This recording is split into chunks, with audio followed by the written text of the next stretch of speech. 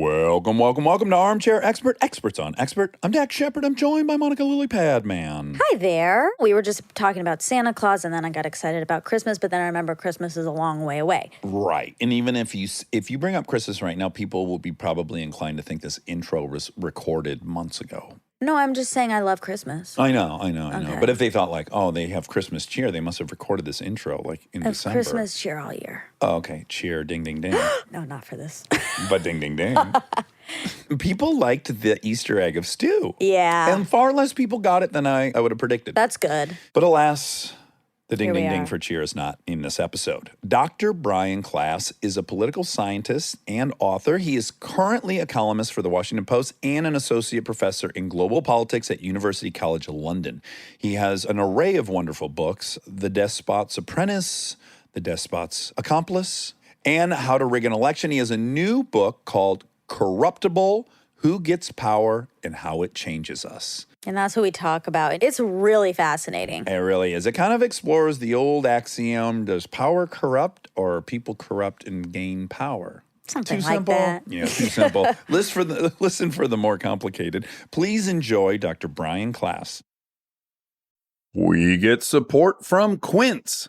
So we've been talking about Quince a lot lately, and as we head into fall, it's the perfect time to reset your wardrobe with their amazing pieces. I think it's so fun to do when the seasons turn over to just spruce up your wardrobe with a couple specials, and Quince is the place. Totally. We're talking organic cotton, Mongolian cashmere, tailored chinos from just $60. Premium fit and quality you'd expect from a luxury brand designer. I love Quince. You know, I like it understated and subtle, and I like stuff that has high quality. And Quince checks all those boxes. I love a lot of stuff from Quince. Honestly, they have incredible premium denim, which is very important for fall. It's pretty much all I wear in the fall is denim. And Quince has such a good selection of quality denim. Their stuff is so versatile, timeless, and built to last that you just grab every single day without thinking. Right. And all of that for 50 to 80% less than similar brands. They go direct to ethical factories, cut out the middlemen, so you get all that quality without overpaying for it. We love that. And they do way more than clothes. They have bedding, cookware, bath essentials, travel must-haves, same deal, and great quality. Upgrade your everyday. Download the Quince app for app-exclusive offers or go to quince.com/dax. Get free shipping on your order and 365-day returns. Now available in Canada and the UK too. That's QUINCE.com/dax.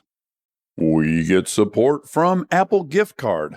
Back to school is here, and for many, that means some big life transitions. Whether they are heading into a new grade or setting up a dorm for the first time, you want to give them something that actually supports their growth and success. Apple Gift Card is a versatile solution because it takes the guesswork out of gifting. It's not just about a new pair of AirPods for focus. It's about giving them the invaluable chance to choose the digital tools and subscriptions that suit their unique journey. They can use it for productivity apps on the App Store, movie nights on Apple TV, or extra iCloud storage for all those new memories. With Apple Gift Card, it's so empowering to give the students their freedom to allocate their own resources. Celebrate their new academic chapter. Visit applegiftcard.apple.com to celebrate their milestones and gift one today. He's an armchair expert. He's an armchair expert. He's an armchair expert. Hi there. Hey, how you doing? I'm so good. You know, Monica has a gift guide for the holidays. You don't know this, but I'm telling you this. Okay. It's on Instagram. It's on Instagram. I can't speak highly enough of it. It's incredible. If you're a dude, which you appear to be, and you have anyone in your life that you need to buy for, you must be Great out to lunch, Rex. right? Like I am, just terrified. Yeah, I mean, my family is hard to buy for. Right. And just, we're not good at it, right? I mean, I hate to reinforce these stereotypes, gender stereotypes, but every dude in my life's like, I don't know what the fuck to get anyone. Yeah. Except Wobby Wob. He's good at very gifts. thoughtful. Where are you at, Brian? Like, what ease is it for you to find gifts for people? I think the hardest thing is my dad, honestly, because he just buys everything that he wants. Yep. Yeah. Dads are notoriously bad. Yeah. I'm one of those dads. Yep. You don't have children yet, do you? No, I don't. No. What were you, 35? 35, yeah. Yeah. Okay. I'm 'Cause- still the youngest yeah. one here, thank God. Another thing, I don't want to make this whole thing about Monica, but it's best if we do. She generally is younger than our guests, but we've been in a bad rut where she was older than a lot of our guests, and it's not been sitting well I with don't her. like that feeling at all. Am so I on the you're wrong 1 side of it? year.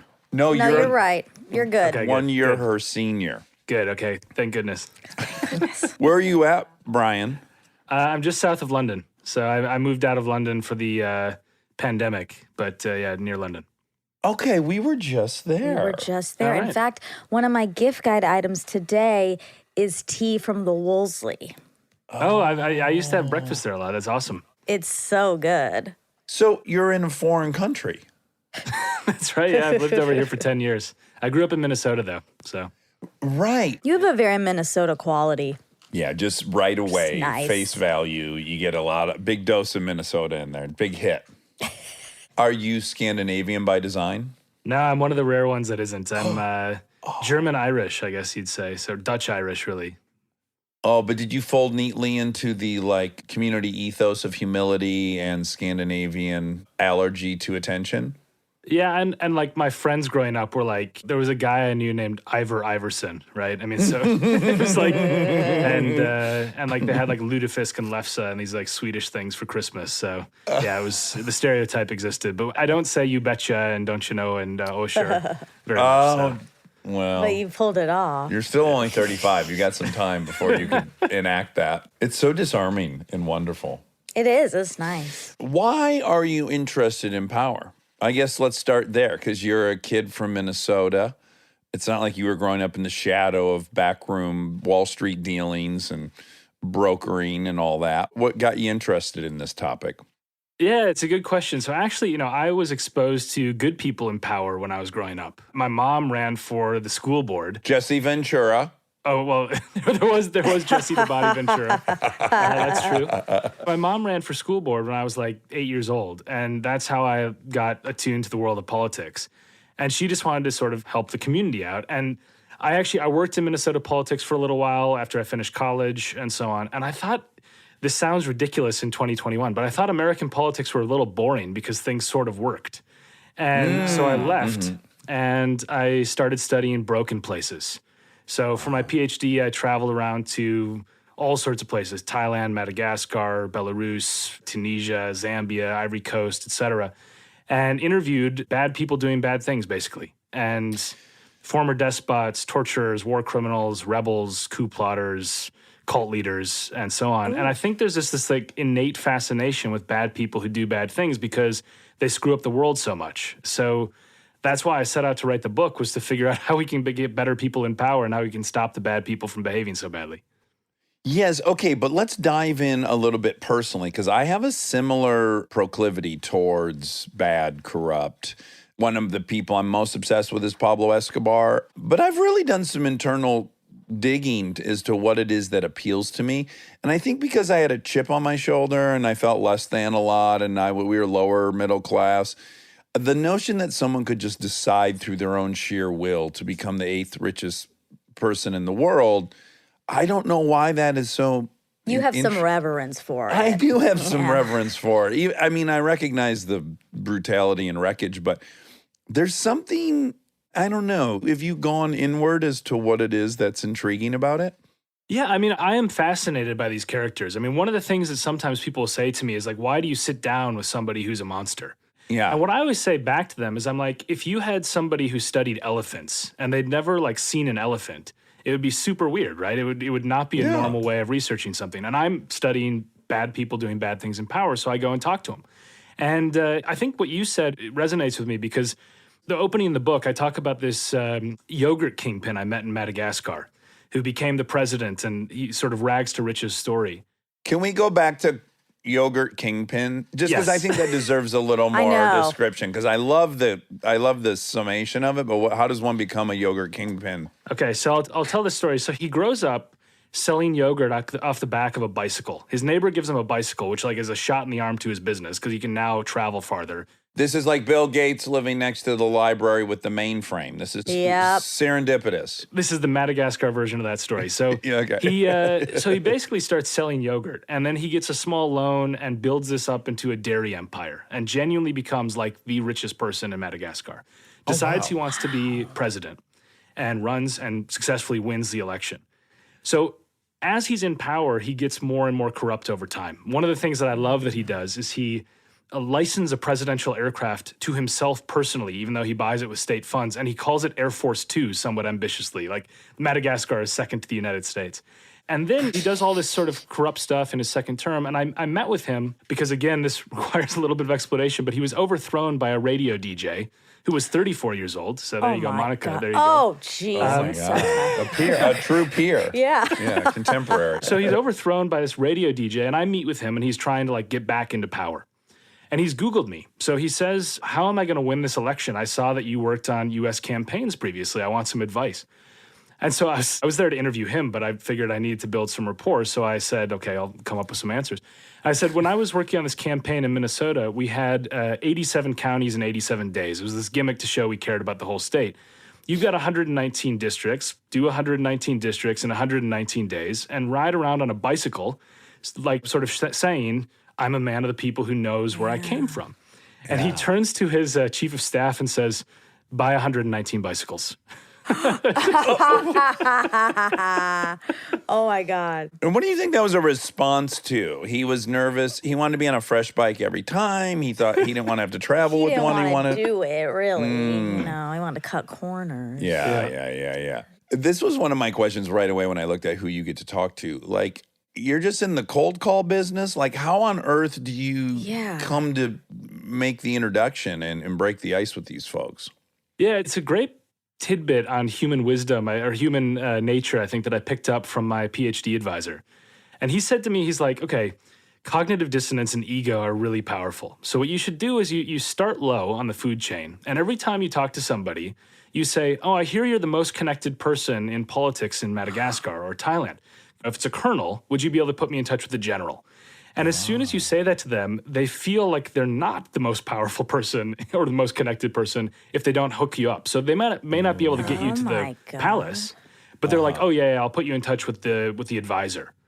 And so I would go to these places and I'd live there for like 2-3 months at a time. And some days I would do literally nothing because nobody would call me back. Some days I would sit in a waiting room for 8 hours until it was more advantageous to them to just meet with me rather than having me sit there and annoying them. But yeah, I mean, I met lots of heads of state, lots of generals, lots of very interesting people, but it was just sort of elbow grease and flattery. That's what worked. How do you make peace with the notion that you're studying it not because you think like corruption's the way to utopia? So, I mean, I guess what I'm saying is like, in your pitch for why you would like to talk to them, you're saying either, well, I guess at sometimes in your career, like I'm a college student, I'm writing a thesis, then other times I have a podcast. They must assume it's not going to be like a celebration of this deception. That's the thing that's amazing is some of these people just never Google me. Like I've written extensively on how dictators are awful and so on, or how generals who, take over governments are highly corrupt. And then I like message a general in the Thai junta and they're like, sure, come by, let's have coffee. So the only thing I can assume is they just haven't Googled me. It says something about the psychology and the hubris involved there. And also, I think some of them enjoy the notoriety. I mean, you mentioned Pablo Escobar. I think Pablo Escobar liked being the bad boy of international narco-politics. And I think there's some of that with these people as well, that they have interest from somebody who is from a Western country. That means that they've made it in Madagascar or Thailand or Belarus because the person from the Washington Post wants to talk to them. That means they've got some cachet for having done bad things, but actually becoming prominent because of that. Mm-hmm. Yeah, I mean, I guess that's the great calling card you now have. You can say the Washington Post, but prior to working there, you were doing this kind of thing. Yeah, I was a PhD student. I mean, I was, So a lot of flattery and a lot of elbow grease. That's what I can chalk it up to. Really, that was it. I mean, at one point I got off the plane and I had no contacts, so I bought a newspaper and I found the email of a political journalist and I wrote to him, and that's how it started. I just went up from there. So yeah, it took a long time. Well, so with the yogurt kingpin, going back to him, knowing his story, were you like, yeah, I get it. I get why he's become this. Like, does it make you feel like these bad people aren't really bad people? No, I mean, I think you can understand the psychological compromises that people start making with themselves. And one of the things when I started writing this book, because it's what I'm really doing in the book is I'm trying to grapple with this chicken or the egg problem. Does power corrupt or do corrupt people seek power? And the answer is pretty much both, but it depends on the situation. It depends on the system. It's much more complicated and nuanced than that. And so for someone like him, I can understand why power made him worse. But there's a lot of times where it's a self-selection problem. So one of the examples, I'm sure you've come across this when you've had prominent psychologists on the show and so on, or any pop psychologist usually references the Stanford prison experiment, the like standard, you put the college kid in a uniform, they become abusive. What's really interesting is I think all of us are getting that wrong. So when I was researching the book, I found this study that has escaped attention. I don't know why no one's picked up on this, but in 2007, these researchers, they tried to replicate the Stanford prison experiment ad. So they looked at the original advertisement that was placed, and they said, okay, it says for $15 a day, we were recruiting people for a study on prison life. They said, let's do the same thing. We'll update it for 2007, but we'll make it $70 instead of $15 because times have changed. Except for in half of the cities where we placed the ad, we're going to say for a study of prison life. And in the other half, we're going to say for a psychology study. And then we're going to measure who replies to the ad. And what they found when they did personality testing was that the people who applied for the prison life study were more Machiavellian, narcissistic, abusive, coercive, authoritarian. Oh, interesting. And like by a large degree than the generic psychology study. And so I think we've completely taken the wrong lesson. The lesson from the Stanford prison experiment usually is power corrupts, the uniform turns people bad. I think that systems of power attract corruptible people to a large degree. And that's what we misread about that study. So, and that's laced throughout the book in different examples that show how you can counteract that because power is magnetic to the very wrong kinds of people. Yeah. Interesting, yeah. There's so many layers to that Stanford experiment, right? It does point out just how impossible it is to draw a conclusion about humans, or even just how many ways there are to look at any data set in the social sciences. Like, well, what really did it test for? Yeah, I mean, I think that's true. I think that's completely true. But I also think that the way we're doing it now isn't working, right? I mean, one of the reasons why I wrote the book is because you tell anybody you're studying power, or you're a political scientist, and the thing that always comes back is, why is it that we have all these good people around us, right? My friends are good, my family's good, and they would make great leaders. And then when I look at our leaders, they're all terrible, right? And I think there's a disconnect here. So you're right that diagnosing humans in sort of the grand sweeping theory is difficult, but I think that there's some pretty low-hanging fruit, actually, of how we can make this better. And along that lines of the attraction aspect, one of the parts of the research that I did that I found most interesting was around policing. There's a huge hot-button issue in the U.S., right? And all the debates, defund the police, do nothing, body cams, right? Everything is focusing on what the police do. And what I said is, I think we need to think about who the police are and how we can reshape that in a way that's beneficial to avoid abuse. So I looked at this recruitment video. I looked at how police are recruited in the United States. And in Doraville, Georgia, which is a town of 10,000 people outside of Atlanta, there was this video on their website that has... Basically, it flashes the Punisher logo first to start, which is like, it's a vigilante who tortures and kills criminals. And then it has these guys in military fatigues, literally in a tank. Doraville has 10,000 people, so they've got a tank. And they drive through this like training ground, throw some smoke grenades out in their camouflage, shoot some guns, and then jump back in. If you're like somebody who wants to be a community support officer in the Doraville PD, you're not going to sign up after that, right?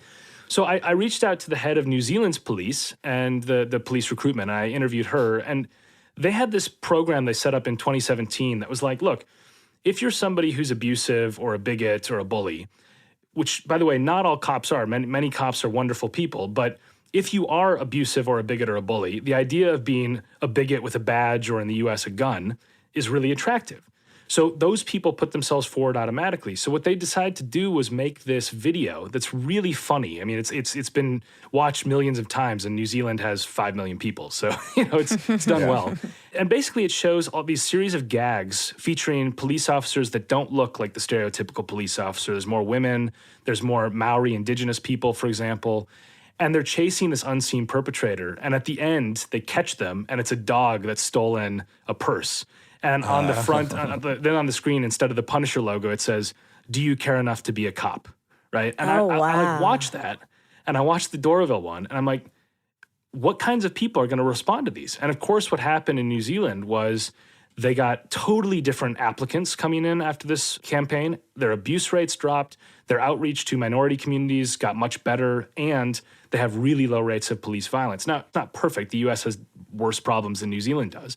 But I think we don't even think about this. We don't talk about how we can redesign systems to attract better kinds of people to power. And I think that's what we're really missing in a lot of these debates. In here, we get to one of your great questions, which I find to be really, really valid. But so one thing I would love to explore is like police corruption. This on the surface, when you just hear it, it's like, well, it's what a betrayal. You're brought in to protect and serve, and here you are a criminal yourself. It feels like the most hypocritical betrayal. But when I put myself in a situation where me and my best friend, Aaron Weekly, let's say we had joined together, and this drug dealer tried to stab Aaron. He just barely got out of it. We got the guy cuffed. We found $100,000 on him. You know, whose money is that? Like, who am I stealing from? That's a relevant question. Like, if I steal from a bank or a family, that's something. But I know that money's never going to find its way back to the addicts who gave it to that person. Then I'm in a much more compelling situation to violate my principles. Yeah, so you've actually set me up really well because I have a story about almost the exact situation you describe in the book. Oh, okay. The last third of the book is sort of 10 ways to make our systems better and attract better people to power. And one of them is using randomness to scrutinize people who are in positions that can do disproportionate harm, including police, right? So I interviewed the former head of internal affairs at NYPD. And one of the things he pioneered was these random operations where what they do is they would set people up, cops up, they'd say like, look, could you go and babysit this apartment in the Bronx? Nobody's been there yet. We've got some guys from the DEA who are going to come down, and you just need to like check it out. Yeah. And what they would do is they would have this person come, and sure enough, there's a whole bunch of cash on the table. And the whole thing is wired up like Fort Knox with microphones and cameras. And they're just sort of watching the guy, and he pockets $10,000 out of the $50,000, figuring he'll report $40K. And then they sort of wait and see to the end of the day, is he going to hand it in? Is he not? And when he goes home for the day, they arrest him. And what was really interesting about that is when you then poll cops, so after this becomes known, like the police figure out that this is happening because they hear about other people getting arrested for this stuff. When you poll police and you say, how many of you have been subject to these sting operations? Like 12 times the actual number say they have, because they're actually encountering real situations in which they could steal the money, and they assume it's a sting. So what ends up happening is it has massive knock-on effects, because you start with this thing where it's actually trying to just set them up. And then every time they encounter a real-world situation where they could abuse someone or behave badly, they figure, oh, this is just internal affairs trying to screw me over. I'm not going to do it. And so like the rates of corruption in the department just plummeted. And they did this, by the way, when you said, your friend gets beat up by a criminal. They did this actually with actual violence too. They would have like a guy shout at the cops, like abuse and so on, who was like an actor or a cop. And if they punched him, they get fired. So it was both for embezzlement and for violence. What an interesting job for an actor to take on. So you're going to That'd be go. perfect for you. You'd love that. It really that. would, except for the getting punched part, which is like the goal. Oh, yeah. You're right. But even there, okay, we got to think further about that one. So right out of the gates, I'm like, well, a little nervous about the entrapment nature of it, right? Like if they're truly arresting it, one thing is to go like, hey, you failed that test. But it's entrapment to arrest him over it. What do you think about that? Well, it is illegal what they did. What I say in the book is I think this is only legitimate as a sort of style of deterring abuse for the types of jobs for which there's a higher standard.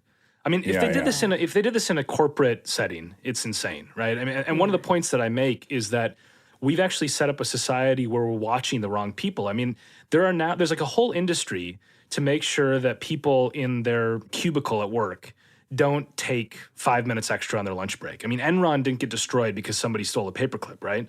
And yet these companies there's actually like chair sensors now that are installed in some companies where they check to make sure you're actually sitting physically in your desk. And some of the work from home people are being forced to use them. So Oh my God. what we're doing is we're surveilling people in Oh my ways that gosh. are like totally Hold on, do these people not own a bowling ball? Just put that on your seat.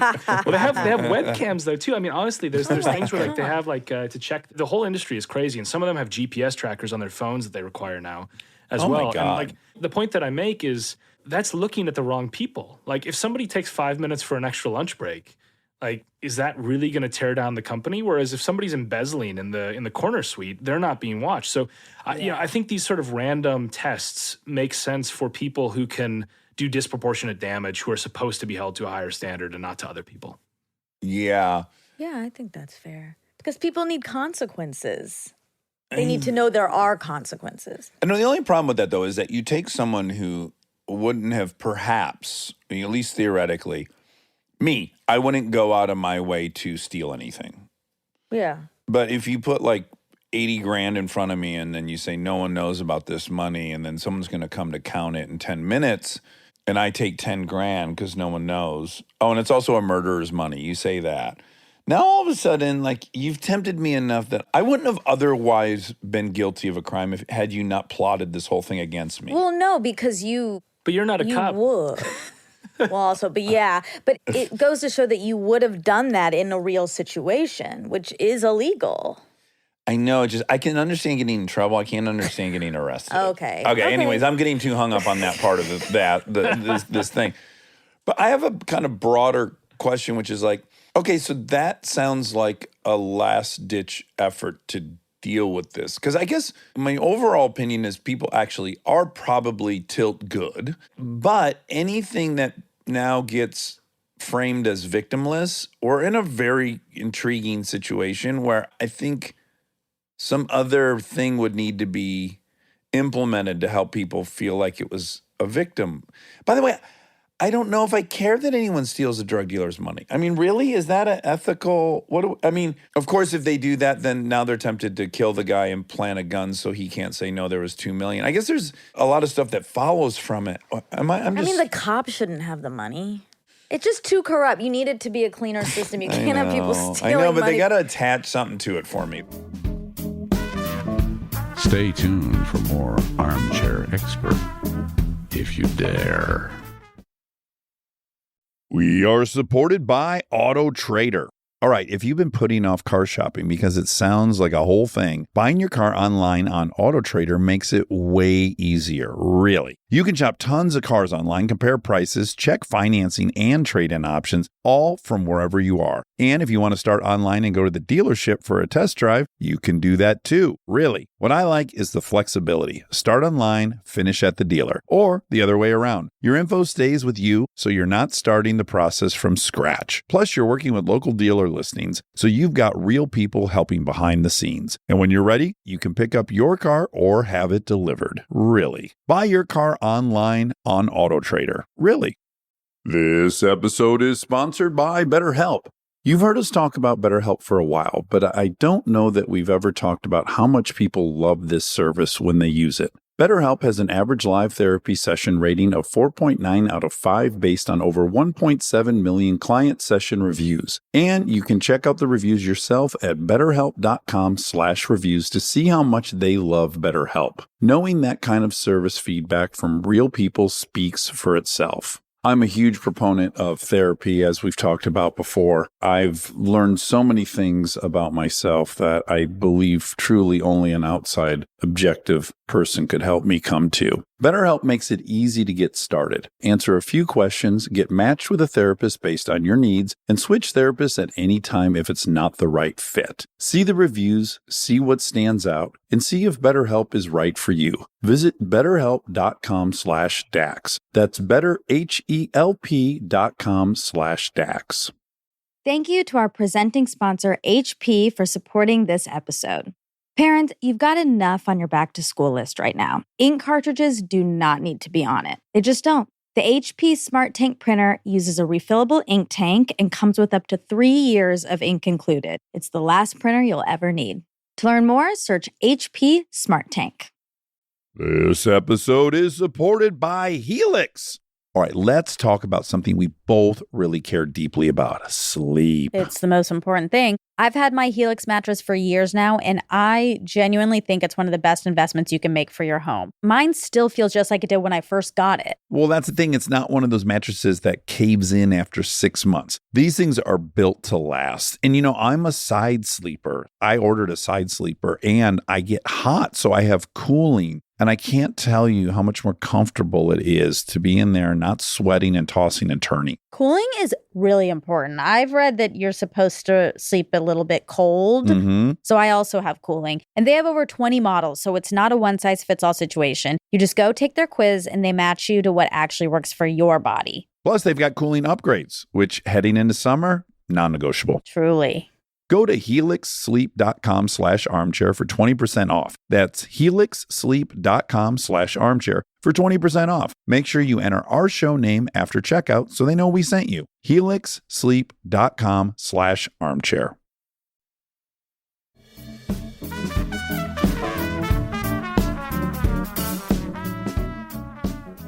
I'll give you a different example than that. Okay. That's still in policing, but I think you'll be on board with it. There's also suggestions that you should rotate partners in the police. And over here in the UK, they do this as standard. And one of the reasons for that is because there were a series of corruption scandals where the police were actually seizing and then selling the drugs. So there's actually victims there, right? They were seizing and selling the drugs. And in some cases, embezzling money and actually becoming like basically players in the drug trade. And the reason they were able to do that is because they had this small unit. It was the anti-drug unit that had like 6 people who had been there together for like 5 years. They were all in on it. And so what they start doing now is they rotate someone through because, and this is backed up by psychology research too, where if you have a simulation where people can play a game, but one of the ways you can win the game is by cheating. If you rotate people through, they cheat less because they don't develop a relationship with someone enough to feel comfortable colluding with them. They don't figure that person's actually going to protect them if push comes to shove and they have to lie about what they've done and so on. So whether you do the studies in China or Germany, wherever, rotation actually reduces abuse. And this is done in some banks, for example, where they figure, okay, if we force somebody to take a vacation for 2 weeks and they've been embezzling and all of a sudden the accounts start to change, we're going to realize that happens. So some of these companies will actually do forced vacations as a method of rotation. So that, the point is there's things we can do, right? We can disagree about whether you get fired or arrested in some of them. But I think the point is that we're not even trying some of these things in a lot of the places where abuse of power happens. I agree with you, by the way, about humans being generally good. I meet with loads of awful people.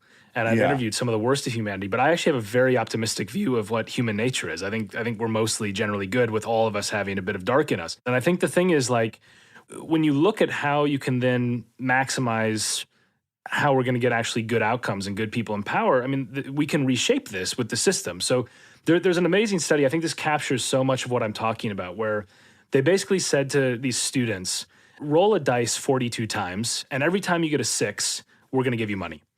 But you had to tell us how many times you rolled a 6. We're not going to actually check. So you can lie about it. Wow. And one guy, I love this in India, one guy wrote down 42 6s in a row. He was just like, screw it. I'm just going to go for it. So, but the thing that's amazing about this was that they could figure out who lied, right? They could figure out whether you actually had rolled the 6s based on statistics and so on. And when they surveyed the people in India who had rolled these 6s and cheated on the reporting, they were more often than not planning to go into the civil service, which is a place where you can extract bribes. When they reran the same study in Denmark, it was exactly the opposite. All the people who cheated wanted to go into business, and all the people who reported honestly wanted to go into government jobs because the civil service in Denmark is squeaky clean. You can't extort bribes. So it's one of these things where a rotten system attracts rotten people. A good system attracts good people. Well, I heard some interesting data point about Russia that the most impacted major there is government operations or something, which goes to show you no one's going into law or business because all the money's in government. Yep. That's freaky. It is can you imagine you go major at Harvard and you're dying to get into municipal management? You'd be like, wait, that's so counter to Harvard. The DMV is the coveted place to end up. Get your DMV certificate. You're on the fast track to riches. Okay, are we naive about potential dictators? I guess I feel like the dictators of history books are gone. here's what I mean. Like Putin, by all measures, has as much control over a country as someone can have, short of Hitler or something. Yet I feel like everything's gotten so increasingly transparent through social media, people holding phones, all these different means by which everything gets out into the light of day now. Does that force prevent Putin from killing 20 million people like previous Russian leaders have done? Or am I naive? Is that possible still? Well, I mean, I think you're right that things have changed a bit, but the standard dictator of the modern era would be like Kim Jong-un in North Korea. And he has gulags like old style. He kills people with anti-aircraft guns and flamethrowers and things like that. So it's still pretty gruesome. And there's places like Turkmenistan where it's like old school dictator, right? I mean, there's videos that are amazing of the dictator of Turkmenistan, like raising a barbell made out of solid gold above his head, and then like 25 cronies applaud him and give him a standing ovation and so on. And he shoots a handgun while he's riding a bicycle, and they all, cheer for him and so on. There's still these old school dictators around, but you're right that they've mostly changed. I think one of the things that I was looking at when I was writing this, though, is that a personality, right? In other words, what you're describing is how, like, maybe with some more transparency or a system, there's certain constraints that didn't exist for Stalin. And that's probably true. But when I talked to people and I was like, here's what it was like to meet with a former despot from this country, sometimes my friends would say, oh, it's just like the guy who's in charge of my homeowners association. And Right. one of the things that I was trying to do as part of the impetus for this book is like, is it just that we've got like little tyrants, like petty tyrants all around us, and that they're just not put into the palace, and that if they were, they would become like the dictator of Turkmenistan? And that was one of the things that I was grappling with was as I was researching the book, was trying to figure out like how much of this is something that's in us and how much of this is just shaped by the people around you in the system, and the necessity of how you stay in power means you've got to kill off some people and so on. And I kind of want to parallel this maybe with our corporate business culture somehow. When you create an incentive for somebody like that, where it's either stay in power or go to prison, I just don't know how shocked we can be with the outcome. My parallel to it is like, this is a complaint I've been airing a lot on here lately, is like, it feels like the system we've created where we police big business through our litigation process has created this conundrum where in order for Facebook to admit their wrongdoing, they'd be opening themselves up to a level of litigation that would likely be an existential crisis for the company. So it's like, we wonder from the outside why these businesses aren't more ethical, but at the same time, we have a system that is existential if they admit. Punishing honesty. Yeah, and it's life or death for the company. So once it's positioned that way, like, I can't imagine we're all that shocked when they didn't own up to stuff. So I think you're right that the lowering of consequences for losing power has a good effect on people because they're willing to step down. And so, like, I crunched the numbers in some research I did earlier where I was looking at sub-Saharan Africa. And in sub-Saharan Africa, over like 50 years, 43% of presidents who lost power ended up in jail, in exile, or dead, right? Oh my God. So it's almost a coin flip, right? You're either going to be in prison, you're going to never go home, or you're going to die. And is it any wonder that they rig elections and that they kill people to stay in power? I mean, it's a terrible cost. Whereas like Mitt Romney and Hillary Clinton go on book tours and they have life after loss and so on. So a better life, generally, a lot wealthier, and yeah. Well, it's funny. It's funny you say that because there's a study that I also talk about in the book, The Costs of Power. They looked at over 200 years. They looked at 17 countries of people who won presidential and prime minister elections and lost them, the runner-up. And the people who lost lived 4.5 years on average longer. So there's actually no kidding. Oh, that's interesting. Tell me about how facial appearances determine who we pick as leaders. Like, is it more basic than we'd want to admit? Yeah, it's really embarrassingly basic, and it suggests that political consultants are really overpaid. So there's this study that they did in Switzerland where they showed these kids two faces, and they're like, pick somebody to captain your ship in this digital game, and all you get is these two faces. Now the kids didn't know that one of the faces was the winner of a French election, and one was the person that lost, so they came in second. And the kids overwhelmingly picked the winner as the captain of their ship. And then when they did it with the adults, it was the same thing, exactly the same thing. And there's all sorts of research as well about this. I'm not making this up. There's a technical term called babyfaceness, which also plays into our selection of leaders and has really bizarre and depressing intersections with race when they do the studies as well. The point is that, yeah, there's a lot that goes into leadership selection that is just literally face value, basically. So. Yeah. What's baby Yeah, face? Tell what me is about it? baby face. I feel like this would keep Monica out of politics. Did she have baby faceness? I can't measure it myself. Okay. All right. But what does it mean? Yeah, okay. So it means exactly what you think it means. It means the characteristic of looking like you have a baby face and useful. looking quite young and innocent and so on. And that's a con or a pro? Con. Right? Yeah, so this is the thing that's really messed up. So if you have white people evaluating other white people, they view babyfaceness as a weakness, and they view less babyface people as strong. And there's a whole series of reasons that researchers go into for why this is, because there has been a history of people from other races being viewed as a potential threat or a stranger, that people with baby faces from other races you actually view as more acceptable to you.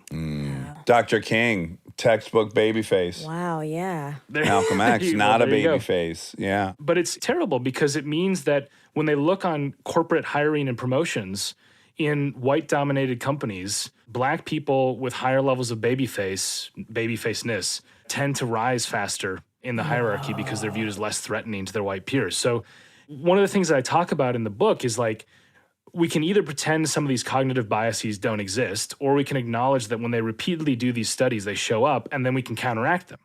But there's stuff with this, by the way, with height as well, where that when they look at political leaders, taller leaders do better than shorter leaders. And interestingly, the effect only works for men. It doesn't matter for women. So this was lost on this Australian politician. There's this woman named Hajnal Ban in Australia who read one of these studies, and she had her legs broken and surgically stretched by 3 inches to try to win. And she did win, but it wasn't because of her height, I don't think, because the surgery only applies, or the height effect only applies to men. Well, I would argue it was the surgery just because this bitch would go through anything to get the range. Like, you got to respect someone who would add 3 inches in their Wow. pursuit. Also, of the, you can do that? Oh, shit, I girl. might think about it. Wow. Okay. Again, as someone who majored in anthropology, ding, ding, ding, I have to say it that way. I can make a pretty easy evolutionary biological explanation for why you want a dude who looks tall and strong to be the leader of the group in an era where physical threats are the priority of the day, be it from predators or marauders, whatever. So that one totally makes sense to me that would be our wiring that we've got to step beyond to make a sound, logical decision. I guess I'm wondering what attributes then primitively do we latch onto with women? Is it a sense of great nurturing in which height makes no difference in that scenario or equation? What do you think it is? Or are there popular theories? Yeah, so most of the work has been on men, to be honest. But As it should be. Ugh.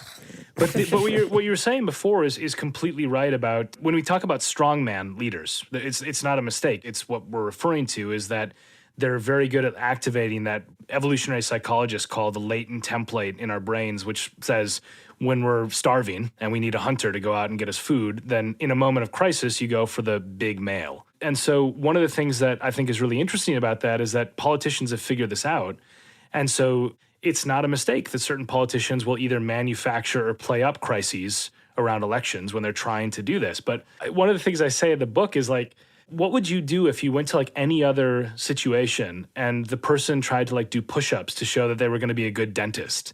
I mean, it'd be insane, right? It's like Vladimir Putin is shirtless all the time to show his masculinity. And if anybody did that in like any other field, like a Fortune 500 CEO was like shirtless in the board meeting, it would be lunacy. But they've figured out this about when we actually have to select leaders that it does play to their strengths. So the height one is interesting, though, because it reaffirms that it's called the Savannah hypothesis, what you're talking about. And it reaffirms that it's a real effect because it doesn't play in for women. Because if you are going to turn to the physically large person to get you out of a jam when you're starving, you're not going to turn to a female most likely in that situation in the Stone Age.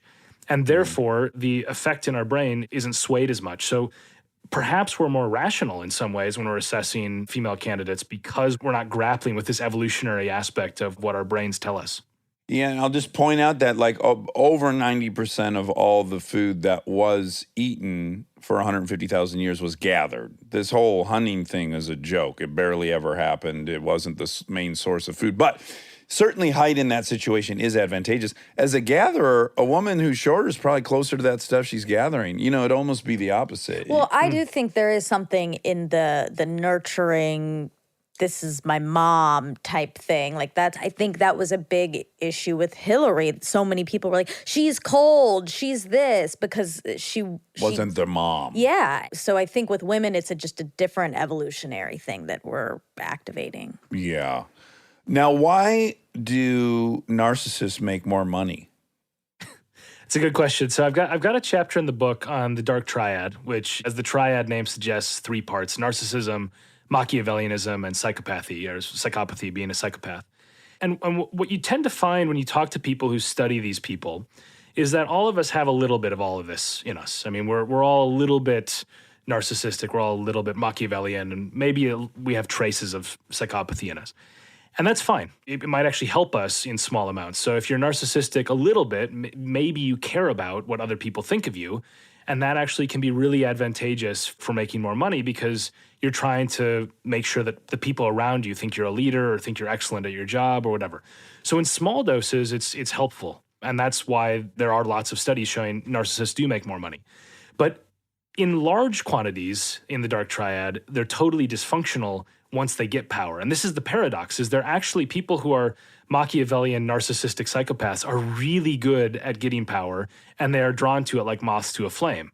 And we've actually set up systems that ensure that, right? I mean, if you think about the standard job interview, I mean, it's a 45-minute or an hour exercise in making other people like you.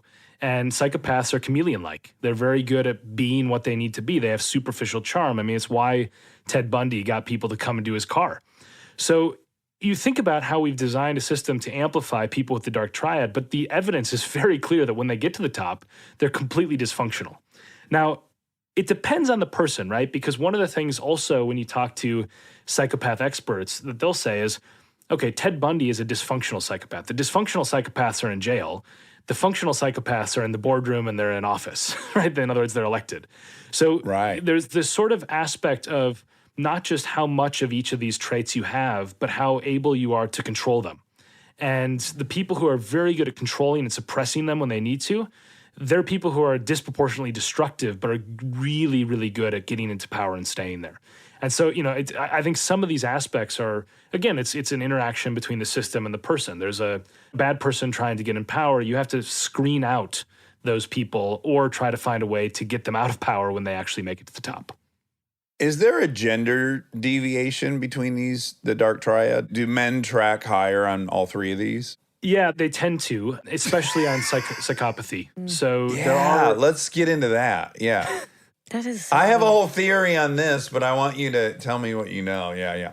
Okay, so there's a series of studies that get into how to measure psychopathy, and I think, or psychopathy, and I think one of the things that's difficult is that it's measured a whole bunch of different ways, right? There's lots of tests, one of the problems they have with figuring out the gender aspects of it too are how effective are people at lying when they're given psychopathy tests, because very often how clever are they? Yeah, there's a whole bunch of manipulations. We don't know for sure whether some of the tests are biased in ways that pick up psychopaths that are men better than women. But the research I've seen suggests that there's much higher quantities of male psychopaths than female psychopaths. One of the things I really found interesting in researching this, though, and I talked to some people who did, some amazing, amazing studies with psychopaths, is that basically psychopaths are very, very good at, as I said before, being chameleon-like, and that means even faking empathy. So the difference between us and psychopaths in a very simplistic way is that our empathy is switched on by default. We can try to downregulate it if we want to. We can try to not care about things if we try to, but it's harder for us. Whereas psychopaths, it's switched off by default, and they can turn it on. And the way we found this out, or researchers found this out, is they put psychopaths in an MRI machine, brain scan, and they showed them images that would make all of us find it horrific. I mean, children and animals being hurt and so on. And the psychopaths' brains were were dull. They didn't light up at all in this. And then one of the researchers thought, what happens if I tell them to try to think about what it would be like, try to turn on the empathy? And all of a sudden, they look like normal people. And the opposite is true, by the way, for us. So there's actually these machines, they're these sort of devices that can dull empathy within us if they put them on your head. And you can go into the machine and basically feel briefly what it's like to be a psychopath and not be affected by it. I think it's fascinating with the psychopaths being able to turn it on, because that helps explain why they're so good at getting power. They think tactically, and they're able to sort of turn off that base impulse they might have and think, how am I going to get from point A to point B? Well, I have to understand the people around me. And even if I'm not naturally predisposed to doing that, I can make myself do that, which is, I think, one of the reasons why they're so successful at rising through corporate and political hierarchies. Wow, that's crazy. Okay, here's my completely dataless, unresearched theory. Armchair theory? Yeah, which is because of the division of activities that hunting and gathering humans had, men had to do some of the more gnarly stuff that I think required some compartmentalization to survive. Just the act of murdering and warfare and all these things. Like, I just think it would make sense that we were predisposed to have a little more compartmentalization ability in our head. Like, I'm switching into this mode where I'm going toe-to-toe with this thing, and then ultimately I'm going to take all of its skin off and pull its organs out. And, it's the whole thing is fucking gnarly. And then obviously that person that can compartmentalize that also needs to turn it on for their own offspring so that they can care for their offspring so that their genes will pass on. So I don't know. I just feel like somehow that division of what we did might be at play here. I buy into a lot of the evolutionary biology and evolutionary psychology research on this. So the second chapter in the book is the evolution of power, and it looks at sort of, exactly what you're describing, I think is very persuasive, because if you think about the 200,000 years that we've been around on the planet, there's been about 8,000 generations. Give or take, it's a rough estimate. But 7,980 of those involved a world in which being bigger was helpful for your survival. Is that going to have an impact on how we think about things? Yeah, definitely. There's evolutionary mismatches that the evolutionary psychologists put it this way, which I think is very nice. They say we have a Stone Age mind in a modern skull, basically. And that's causing us to make some stupid decisions. And I think one of the things I talk about that I also found really intriguing was we are the only species, for whatever reason, basically we got some lucky cosmetic surgery put on our shoulders a very long time ago that allow us to throw things quickly and accurately. And we're the only species that can do this. You give a chimpanzee the best training, you put him in a baseball uniform, he can throw about 20 miles an hour and he'll go sideways, right? And that actually matters a lot for understanding how our hierarchies are different, because when you actually look at the ability to kill somebody at distance by throwing a rock at their head, it all of a sudden changes from brawn and size to brains and savviness or smarts. And all of a sudden being clever is a pathway to the top, right? And I think that's very, very different. Stay tuned for more Armchair Expert, if you dare. We are supported by HP. If you're a parent or you know one, like I do, or you can help take care of kids, you already know what August feels like. It's not summer anymore, it's the pregame. The supplies list, the forms, the "we need this printed by tomorrow" texts that come in at 9 p.m. And I say this as someone who's been on the receiving end of those texts in a former life. You're ready to help, and then the printer says no, out of ink, blinking at you, useless. It's such a small thing, but it will absolutely derail your night. So when I heard about the HP Smart Tank printer from HP, America's most trusted printer brand, I thought this is the kind of thing that actually makes life easier, not in a big flashy way, in a one less crisis way. Instead of those little cartridges that run out the second you need them, the HP Smart Tank uses refillable ink tanks, and it comes with up to 3 years of ink included. 3 years. That's 3 back-to-school seasons without the cartridge panic. HP can't fill out the forms for you, but they can make sure the printer is never the reason you're up past midnight. Search HP Smart Tank. This podcast is brought to you by Squarespace. We've talked before about Rob building our website on Squarespace, and I bring it up again because it's a perfect example of what they do well. Rob had all the pieces, the content, the vision, the ideas, but he needed something to actually take all that and make it public-facing, and Squarespace was that bridge. Maybe you're in the same spot. You've been developing something, a business, a skill set, a body of work, and it's been private. It's been yours, but at some point you're ready to put it out there, and that transition from private to public can feel like a huge leap. Squarespace makes it feel like a step. Beautiful templates, built-in SEO, email campaigns, scheduling, analytics, everything you need to go from "I've been working on this" to "here it is, come find me." All in one place, no code, no stitching together a bunch of different tools. So if you've been sitting on something and waiting for the right moment, this might be it. Head to squarespace.com/DAX for a free trial. And when you're ready to launch, use offer code DAX to save 10% off your first purchase of a website or domain. We are supported by Arm & Hammer toothpaste.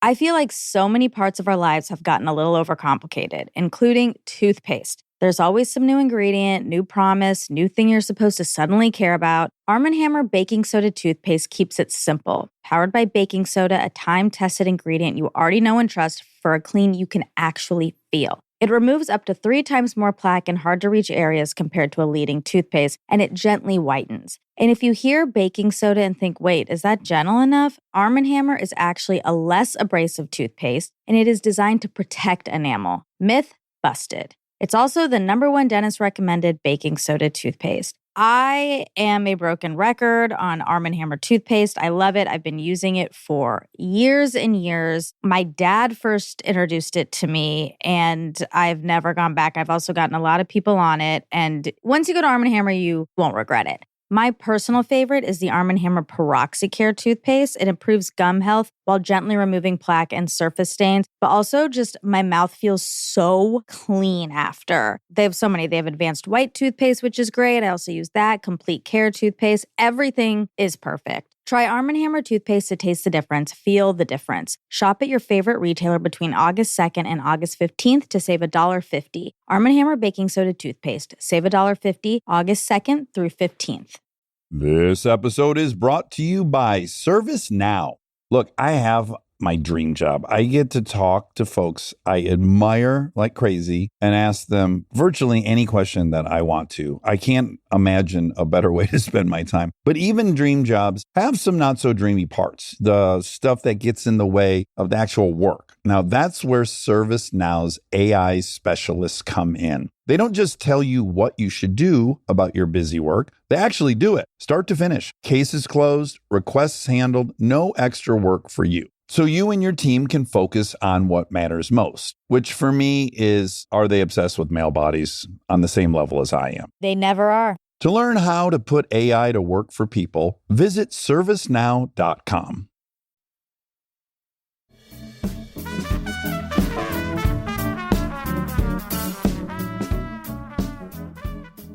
We have this in the US, right? When you think about, it's a terrible statistic, but 2 or 3 times a week, a toddler shoots an adult in the United States. The idea of a chimp baby killing an adult chimp is, it's ludicrous. It's never going to happen. And that's how most of the animal kingdom is, where there's a direct correlation between size and dominance.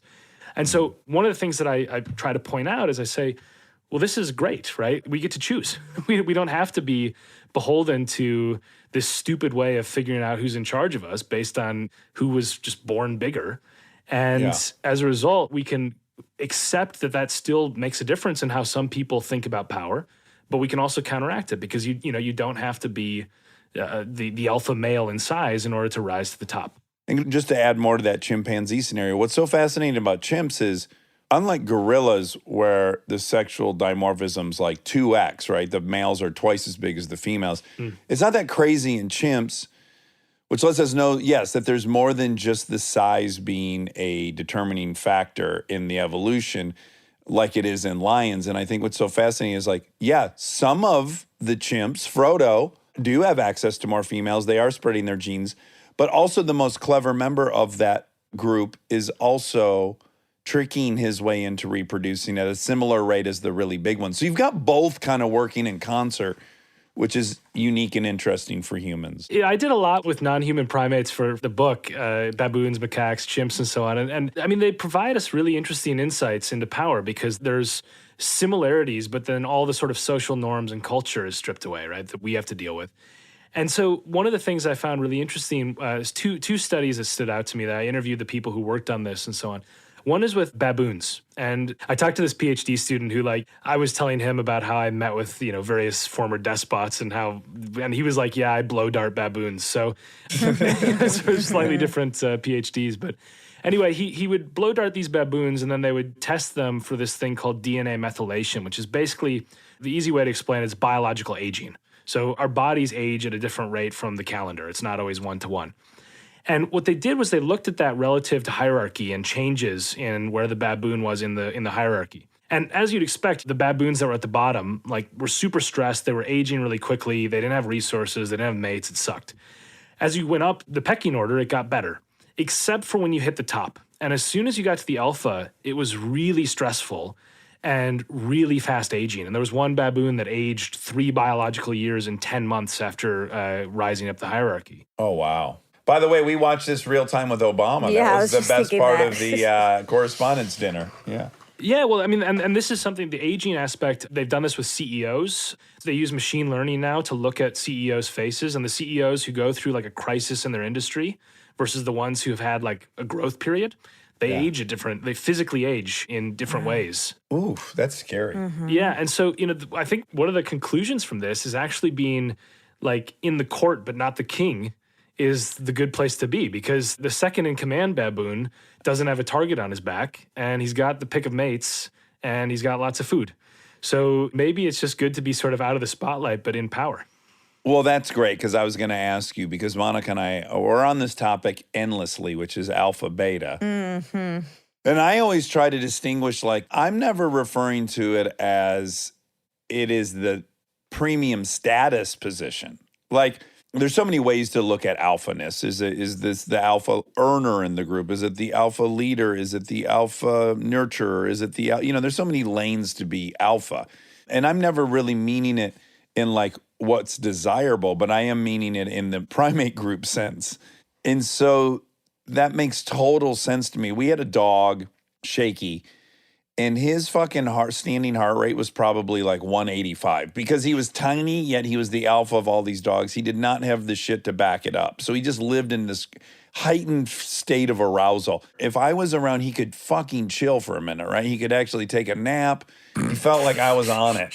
And I used to look at him and I'm like, man, the price he's paying for this. How did he become alpha to begin with then? Oh, so here's my theory that I don't know if you'll agree with or not agree with, but I think it's so genetic, man. I look at my father, I look at my children. I didn't make a decision to be away. I just feel like genetically, my father, he's a textbook Shaky, man. He's fucking adrenal dumps every day. He's fighting guys on the car at Costco over fucking samples. It was a plight. But he's big. Your dad, I'm saying. But his testosterone, I think, was too high. His hair fell out. It was naturally, he was aggressive as a motherfucker, as are chimps. Certain chimps that are born of alphas tend to carry on that genetic path. Yeah. What are your thoughts on all this alphaness? Yeah, so I go into the gene stuff because in the animal kingdom, there are some species that just inherit dominance. Zebrafish, right? I mean, it's random stuff, but also with mice. And they actually isolated a gene in mice where they could either knock it out or basically put it on steroids. And the mouse would either get much more dominant or much more submissive. And hyenas also, they end up inheriting dominance. I looked at some studies. I talked to some people who tried to figure this out in humans. They said, is there a power gene? Is there a leadership gene? And they did it with twins. So they looked at fraternal twins versus identical twins. And the idea is, right, the identical twins are genetically identical. The fraternal twins are very similar, but they have a similar upbringing, but they don't have the exact same genes. And they identified what they call the leadership gene. Now, it's correlated strongly with ending up in a position of leadership. But the thing that I found unsatisfying about it was you can't tell whether that gene is correlated with power-seeking behavior, like you actually want power and you have a thirst for power and you need to be the alpha, or just power-obtaining behavior, like you're charismatic and affable and good at manipulating people or whatever it is. So we know there's a genetic basis to who ends up in leadership positions. We don't know why that is. And so one of the things that I think shows the method of how I researched this book was I tried to tackle it from all sides. So I've got the animals, I've got the genes. Then I went and I met the daughter of a cannibalistic dictator who ruled the Central African Empire. He was an emperor. He crowned himself in the 70s. And he quite literally, allegedly served human flesh to visiting diplomats and so on. I mean, pretty much the worst you can imagine. What was this gentleman's name? Jean Bedel Bokassa. He's not well known in the West, but he spent like half of the country's budget on his coronation. It's total. He had like this ermine cloak and like, jeweled scepter and all this stuff. Anyway, so I go and meet one of his kids who's now, she's, I think, in her 40s, and she lives in Paris. And we have a glass of wine, and I'm asking her about these genetic. I'm like, what do you think? Your dad's a monster. Are you a monster? I was sort of saying that in more polite ways. And what was really fascinating to me was like she was one of the only family members that has like acknowledged that what he did was bad. The rest of them are like, no, he was a good guy. But even still, when I asked her, I was like, have you thought about changing your name? Because her name is Marie-France Bokassa. I mean, she's still a Bokassa. And she lives like in the shadow of one of his palaces that he bought outside of Paris when he was a dictator. And she's like, no, I had a portrait of him in my house. I used to always like tell him he'd be proud of me and so on. And I'm still proud of our family name and all this. And then I asked her the question that you ask American politicians, like, are you going to run for office? Are you going to be putting the Bokassa name back on the throne? And she gave the U.S. politician response, which was, I'm not ruling anything out. It's just like it's a classic thing. It's hard to say. She was really open with me, and she said, I think I inherited his temper. I think I inherited like some of the aspects of his disposition. I think I inherited how strong he was as a person, some of his positive traits as she saw them. But I mean, he did some crazy, again, you can't tell whether it's nature or nurture, because like in their childhood, I forget whether it was her or one of her siblings, like did something wrong, like brought him the wrong drink, and he burned their clothes. So this is not a happy upbringing that they had. So, and this is one of the fundamental problems is like you can explore the genetic basis of this with genome sequencing. You can look at twin studies. You can talk to the daughter of a dictator. And you can't really solve that problem of nature, nurture, or is it that they're driven to power because they're obsessed by it, or just that they're better at getting it because they're born leaders in terms of how we set up the systems that make it so if you're charming and outspoken, you're better at getting promotions than if you're quiet and introverted and awkward. And it's very, very difficult to know. It is hard to draw a conclusion because as many examples as there are, like we recently interviewed Anderson Cooper, and he, of course, is the great-great-great-grandson of Cornelius Vanderbilt, and he's examining his own legacy or the legacy of the Vanderbilts and feels so distant from the opulence and all that stuff. But yet part of me is watching him, and I'm like, no, you're a absolutely fearless, brazen, at all costs pursuer of your – I can see the genetic links. But then you have all these other children of leaders, and they're absolutely impotent and useless. I guess it's probably kind of like the addiction thing where it's like maybe genetics loads the gun and then your nurture pulls the trigger. It's also what you grow up seeing. Like if you grow up seeing power as attainable, then it might be a self-fulfilling prophecy. You just, whether you have it or not, you might be like, that's something I can have. That's an option. Yep. Yeah, so I think two things I want to say to that. I mean, one is you're absolutely right, Monica. I mean, there's lots of studies that show that, for example, they've done randomized experiments in India where they have to pick like a head of a village. And in the ones where women end up being selected, in the next generation, more women try to become political leaders because they see it as possible. But Dax, what you said about addiction, it's also really interesting because going back, the book's not exclusively about primates, I promise. It's mostly about humans. But the primate stuff stands out. And there was this guy, his name's Dr. Michael Nader out at Wake Forest. He runs this lab. He's like a mini Pablo Escobar. He's got his Class 2 DEA license where he has pure coke in his lab. He's got like 2 keys you have to turn to get it because it's like street value is off the charts. Gosh. And what he does is he's got these amazing devices they've invented. I forget, it's called like an intelligent panel for the chimp. Sorry, it's macaque monkey. It's a macaque. And they put the macaque into this chair, and they can either like pull a lever on one side or the other. And if they pull one lever, like banana pellets come out. And if they pull the other one, intravenous cocaine goes straight into their bloodstream. And what they did is they looked at this where they would take the monkeys and they put them in like individual housing units. So they're all on their own. And then they put them into a colony of 4. And like, he was like, 10 minutes later, you got the 1, 2, 3, 4. You can rank them. They have a very, very clear hierarchy. And what was fascinating was that the powerful monkeys wouldn't take the coke. They would always eat the banana pellets. Whereas the weaker on the pecking order monkeys always self-medicated. They wouldn't take the banana pellets, and the doses were much higher that they wanted and so on. And even when you reran it, so like if you took a dominant monkey and then put him into a group of 4 other dominant monkeys and the monkey ends up on the bottom, goes to coke. So There we it's go. like, there's lessons about this, and it actually, they checked the brains. They've looked at them and analyzed them, and it actually changed the chemistry of the brain. The dopamine receptors changed based on the pecking order. And I think one of the things that I try to grapple with, I'm a political scientist, not a neuroscientist, but I talk to these leading minds on neuroscience, and power changes your brain. I mean, it fundamentally changes how you think about people. It changes what you are willing to risk, the way you calculate risk, the way you think about empathy and other people being affected by your decisions. And I think at some point, it's not just this sort of, we have that power corrupts, absolute power corrupts, absolutely saying. Everybody says that to me when I ask, I tell them about my book. It's more complicated than that. It's not just that there's some uniformly corrupting influence. It's that it actually is fundamentally changing your brain chemistry in some ways and your body. There's stress levels that change, all sorts of stuff. And I think we have to understand that, because it's one of the keys to making sure people behave better is acknowledging that something's actually happening to them on a physical level.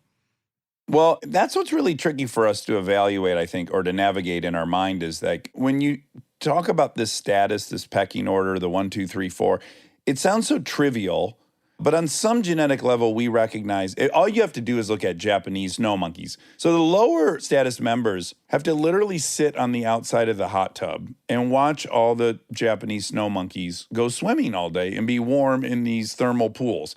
But the low-ranking members have to just sit and freeze and shiver and be miserable and excluded.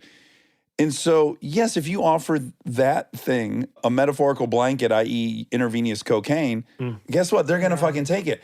And so we have to recognize first why those status markers feel so goddamn imperative to us. Like, we have to first come to terms with why it was at one time life or death. It did mean whether or not we would pass on our genes or whether we would eat or get beat to death. And that's why they're so powerful, and yet we must transcend them. It's trickier than I think people give it credit for. It feels existential, your status in a group, because it once was. By the way, you are the most well-informed on non-human primates of any interviewer I've ever spoken to, which is awesome, which is great. But it's one of the things that I think is where we make the jump to humans, is also gives us a blueprint for how to deal with this, because a lot of us, we end up in low status situations that feel existential. So what do you do? I mean, there's evidence that in that situation, it's bad for your body. It can actually make you die sooner. It can make you have real mental health problems.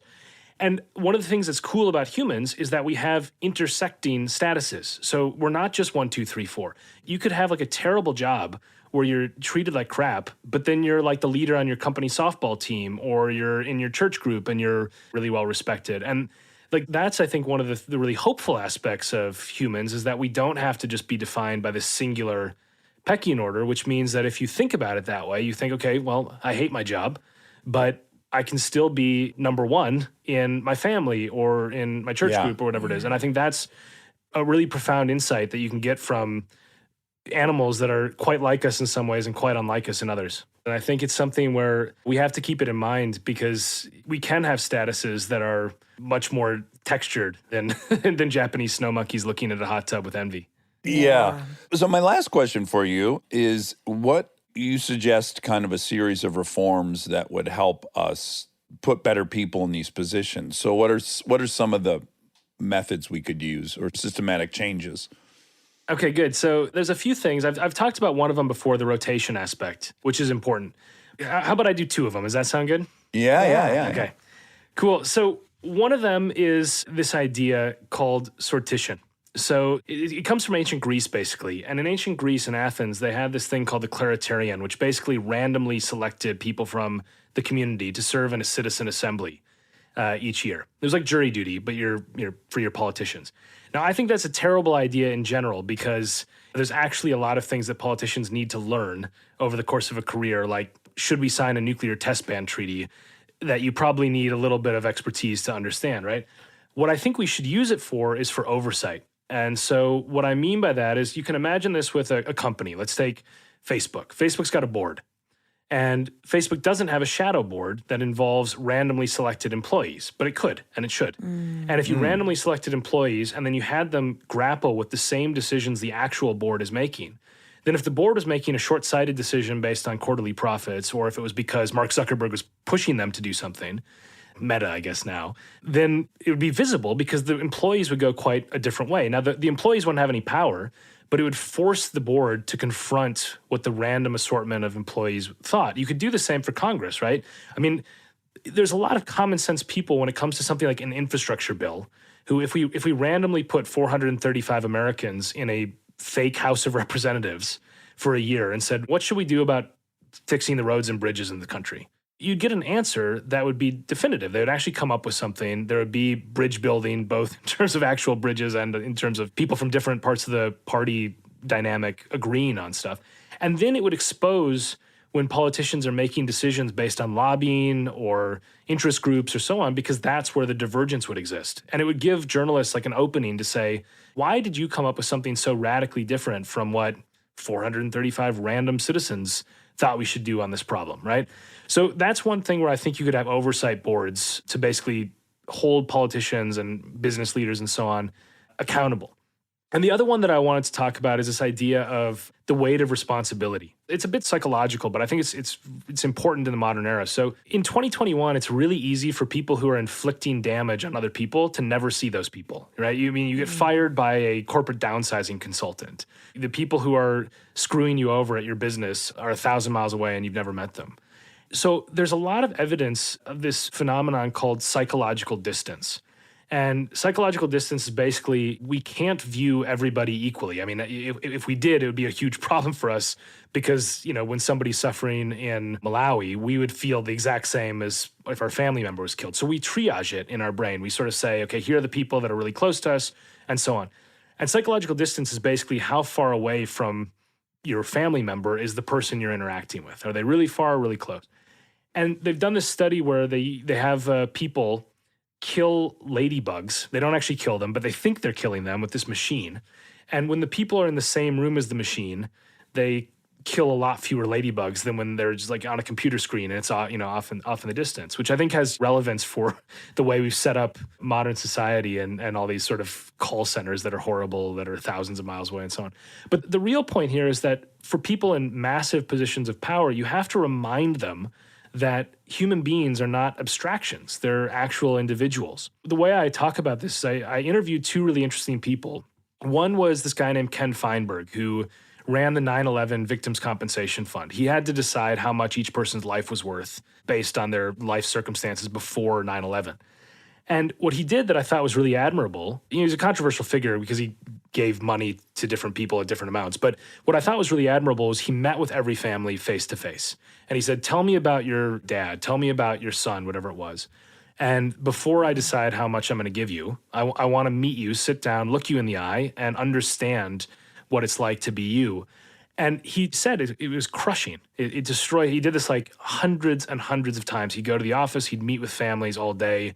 It was the worst thing. But he said, if I didn't feel that way, then I need to quit this job because I'm making their lives either better or worse depending on what my judgment is. And I need to know that. And the juxtaposition I have is with John Yoo, who is the lawyer out in Berkeley who I flew out to interview. And he's this lawyer for the Bush administration who wrote the memo that, depending on your politics, you'll either say is the torture memo or the enhanced interrogation memo, right? But it's the memo that basically allowed the U.S. government to use waterboarding and other things like that. And I kept pressing him on this point. I was like, do you lose sleep? Did you lose sleep over this ever? Like, was this something that was difficult? And he was like, not really. It was a legal question. And I was like, yeah, but like, you said that it was okay to like put a person in a box full of live insects. That was allowed according to your legal assessment. Like if somebody had that happen to them, wouldn't that bother you? And he was like, no, it was just like a legal question. And when I left that interview, I was like, I don't think John Yoo has ever seen someone get tortured. Right. And like I've talked to torture victims. I've interviewed torture victims and I've interviewed torturers.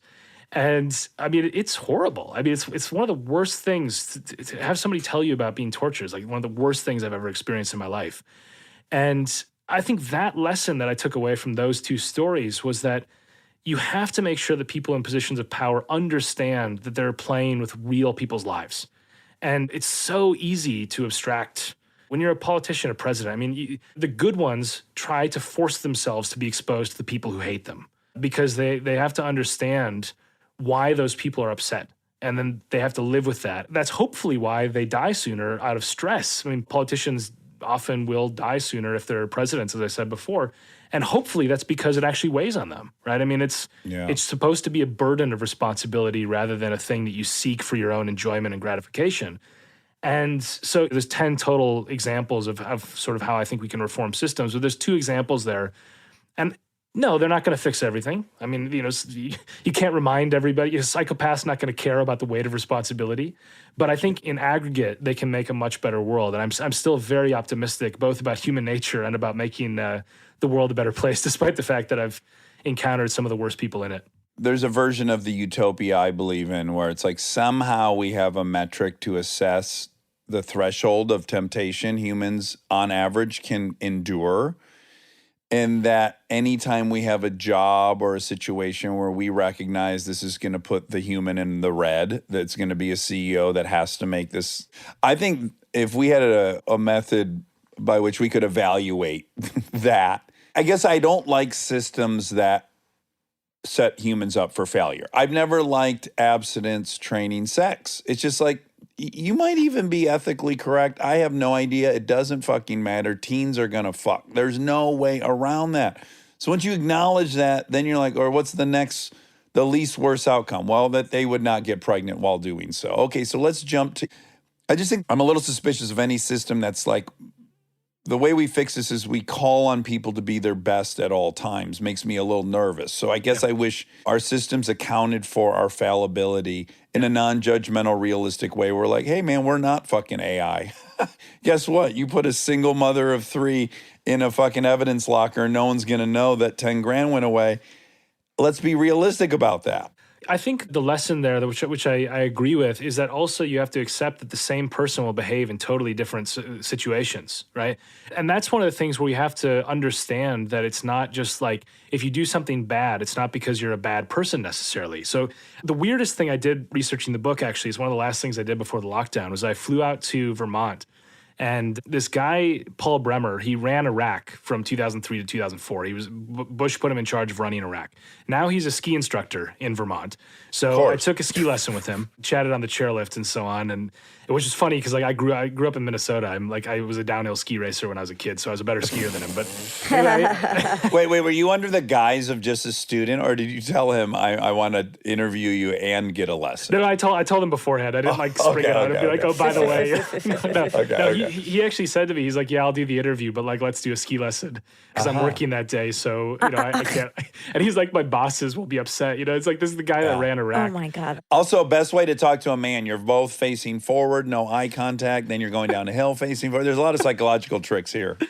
But what's interesting about him, it's like he was this guy who's, again, depending on your politics, you view him positively, negatively, whatever. But the thing that was interesting to me about him was that he did a really good job when he was ambassador to Malawi and Norway. That was what he was before, right? Those 2 of these jobs. And then he gets to Iraq and he's living in like Uday Hussein's palace. And Osama bin Laden puts a bounty of 10,000 grams of gold on his head, which I think is a first for a ski instructor in Vermont, but I haven't checked. And he's getting woken up by mortar fire trying to kill him. And at the same time, he's responsible for like restoring order, electricity, all this stuff. And so in one of the early meetings, he makes an offhanded comment where he's like, okay, the Baghdad is like collapsing. There's all these looters that are taking over. A sectarian civil war is like brewing. Could we shoot some of the looters like in the leg to sort of like reestablish order? Now, okay, I'm not in favor of shooting looters, right? I mean, let's be clear on this. But like the thing that I think is the profound insight there from him talking to me that I took away from that was like, he never in a million years would have had that conversation in Norway, right? He never would have said like, oh, should we shoot some people in Norway? And he inherited a dictatorship, right? I mean, it's like... that had been ruled in that manner, very, very violently, and yeah. Exactly. And so like the New York Times picked up, somebody leaked this to the press, and there was this horrible PR story early on that was like, they're talking about shooting looters. And the weird thing about it was like the quotes from the Iraqis were like, please shoot the looters.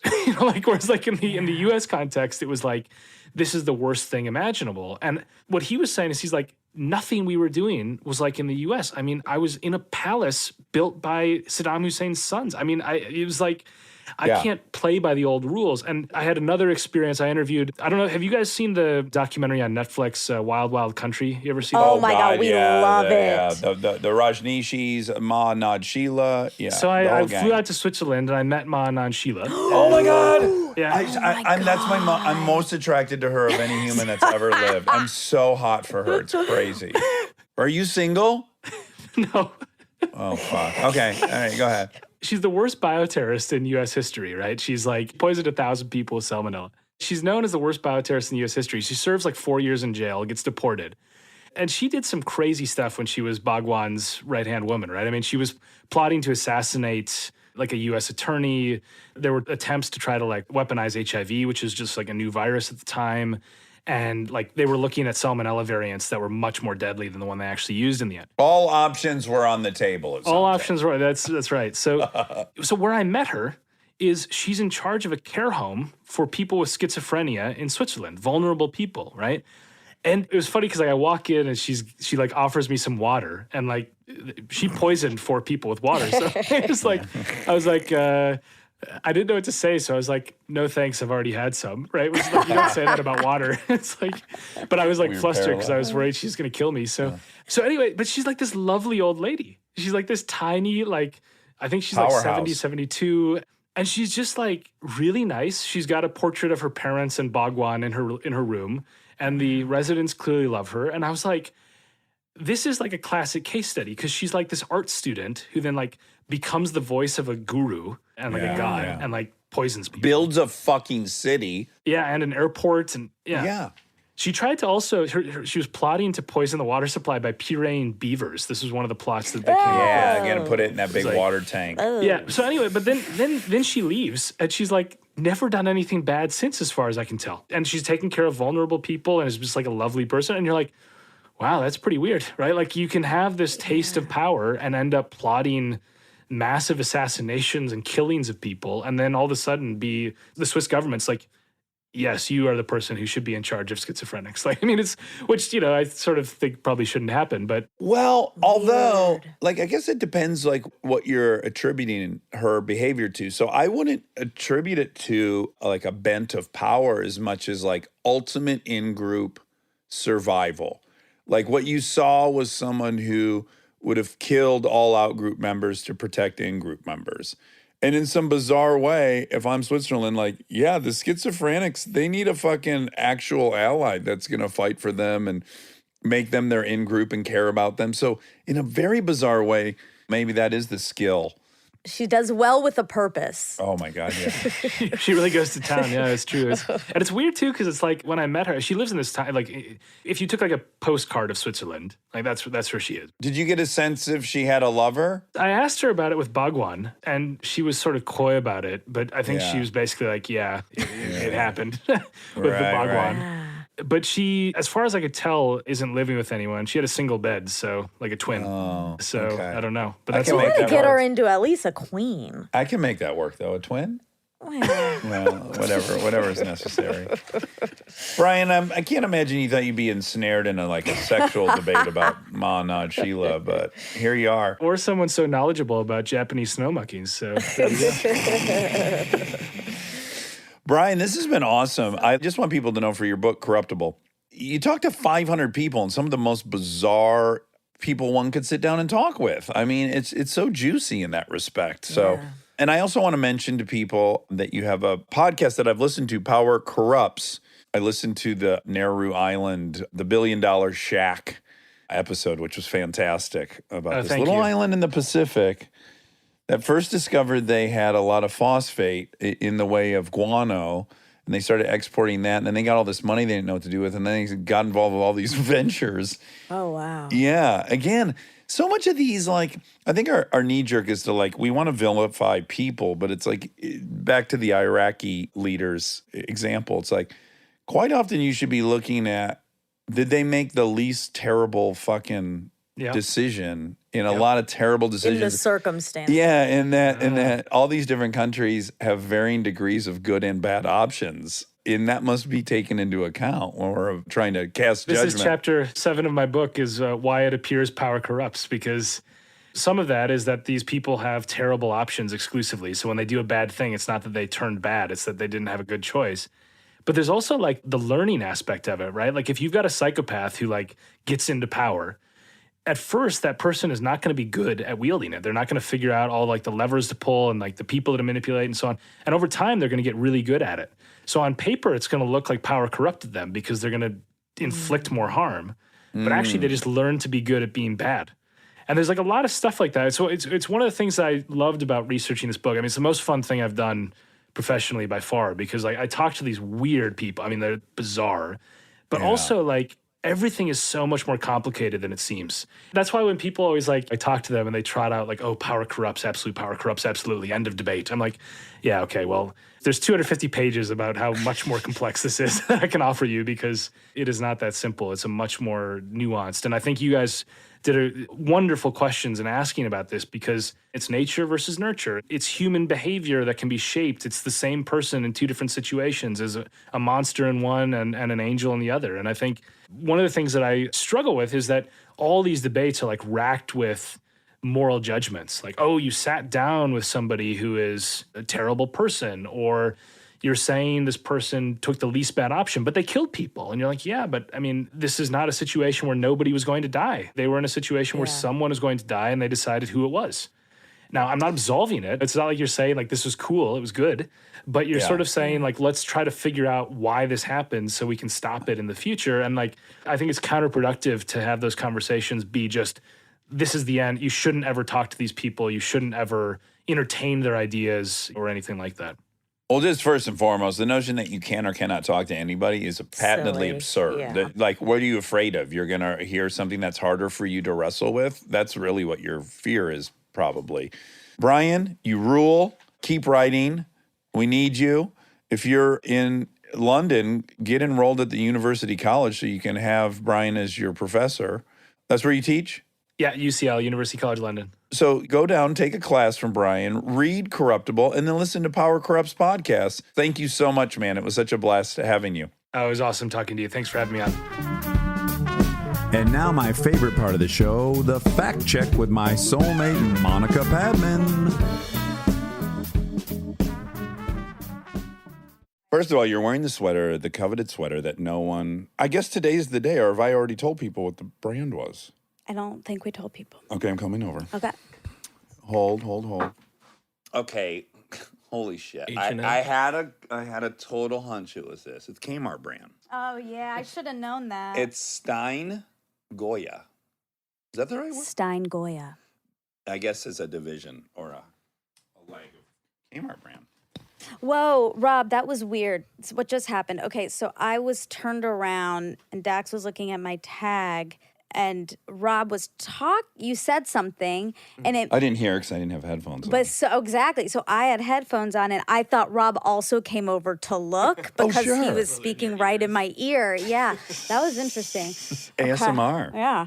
So it's Callie's bachelorette is coming up and there is this idea of a group gift. And what was suggested, I felt like I just don't know if she's gonna love it. And I think she's going to love this $600 present.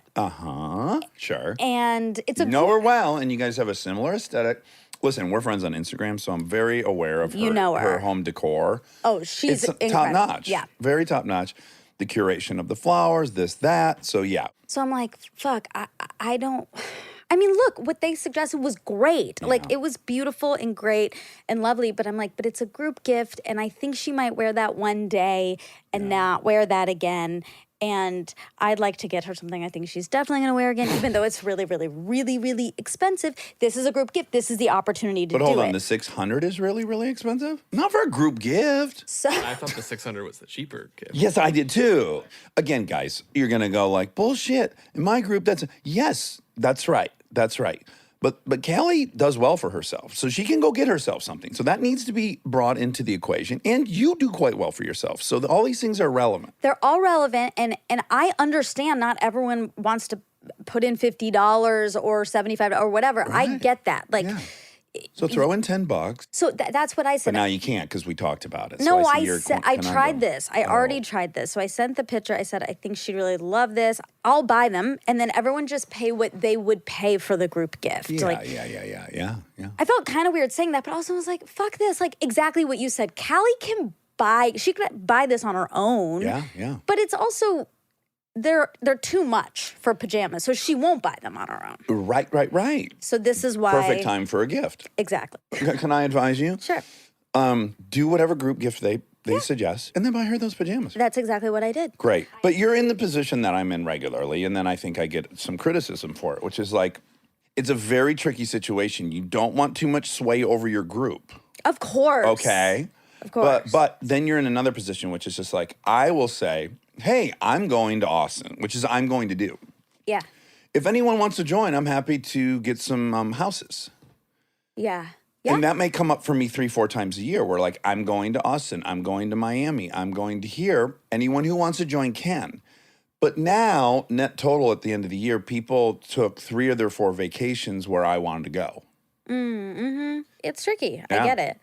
The truth is, I want her to have this nice thing. Yeah. And they want her to have a nice thing too. Like Mm-hmm. it's not, and so that's fine. So I bought them and I will give them to her Right. separately. Kelly, you're getting pajamas. She doesn't I hope listen you to don't- this Well, no, show. I know she doesn't. She doesn't follow me on Instagram. She doesn't listen to the show. She made her position very clear. Yeah. But I think I'm working her back to over here. Okay, that's good. Slowly, yeah. I have dinner with her tonight. With this so new friendship. Hit her from the left, I'll hit her from the right. Okay. But certainly she must have a friend that listens to this show. But I guess that friend would be a real jerk if they tried to spoil her pajamas. So you're not worried?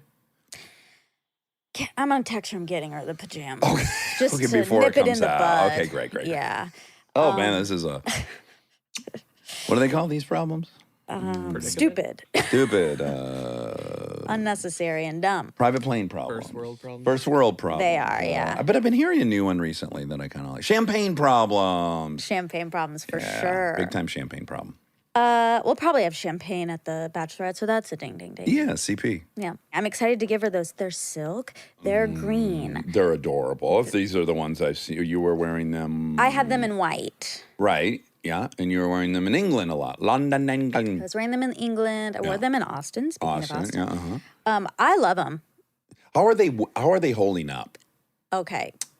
Great, except they were washed in the In laundry. the famous debacle. That's right.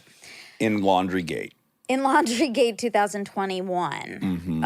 But it's fine because You like them tight.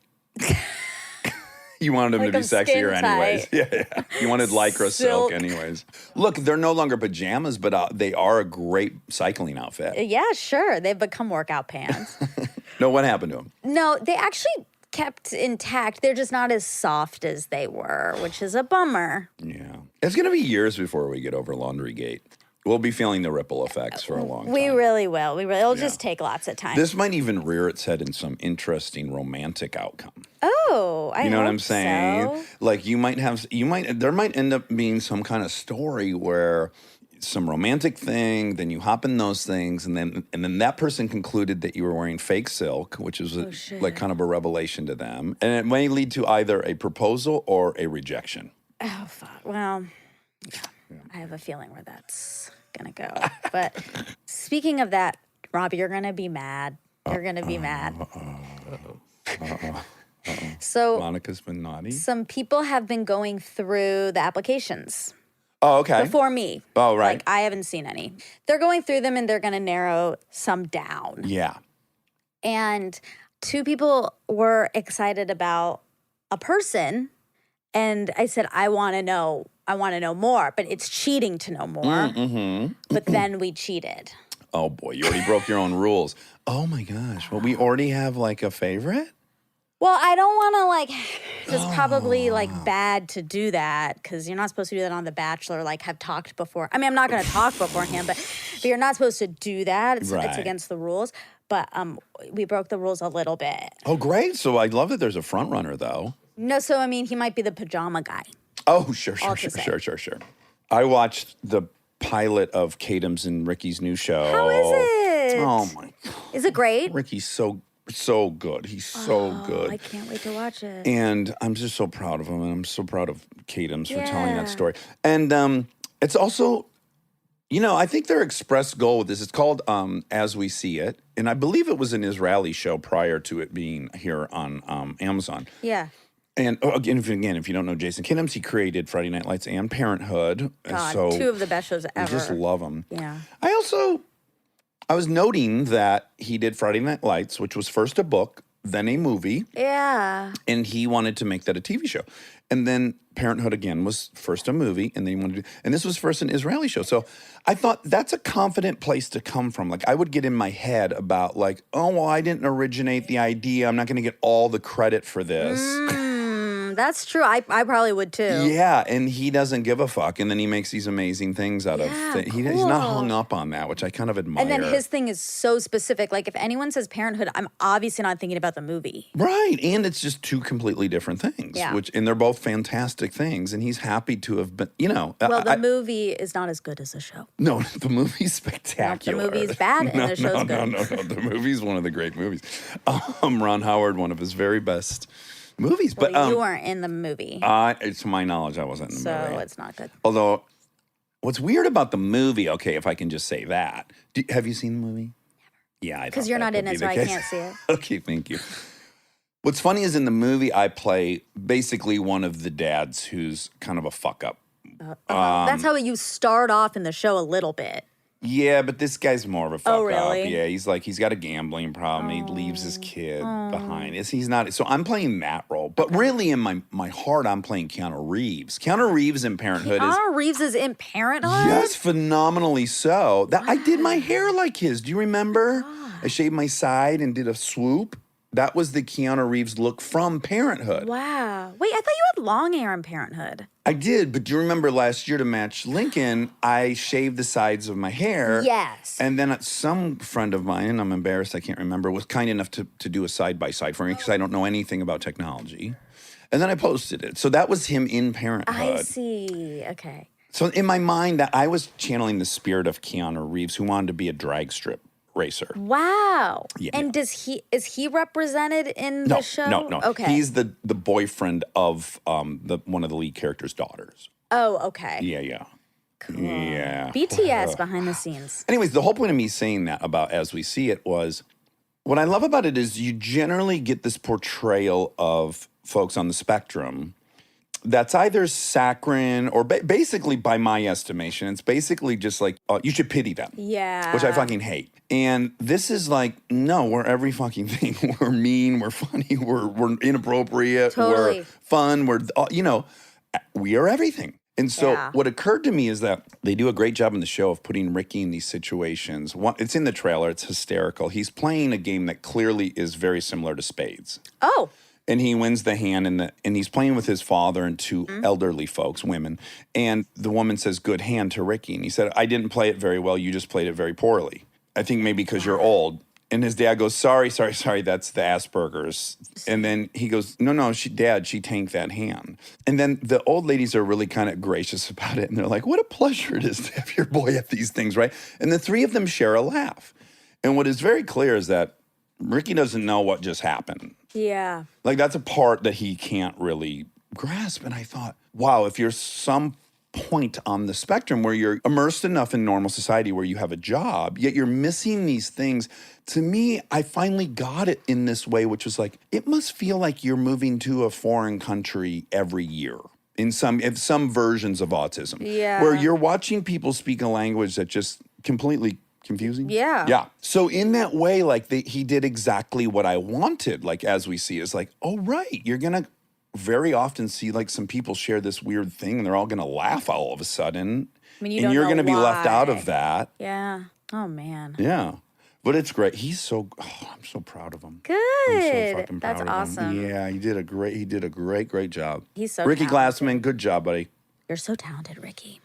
You know how I hate saying That you're I'm proud of of people because it feels like there's a Condescending, even though I do not think yeah, that, you but- don't have that. yeah. So I always say it to you, which is Yeah. lovely. I kind of have had it. Like, and When I other- know a lot of people that have it.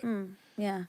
I don't have that with Ricky. Like, because I've been so engaged in his whole ride. He's given me a very special spot in his life where he asks advice from me. And I think it's hard for him and it's hard for me and I relish it. Yeah. So when he does something, I am actually proud. Yeah. Like, I feel involved in it.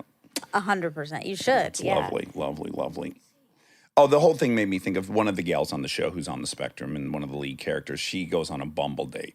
Oh.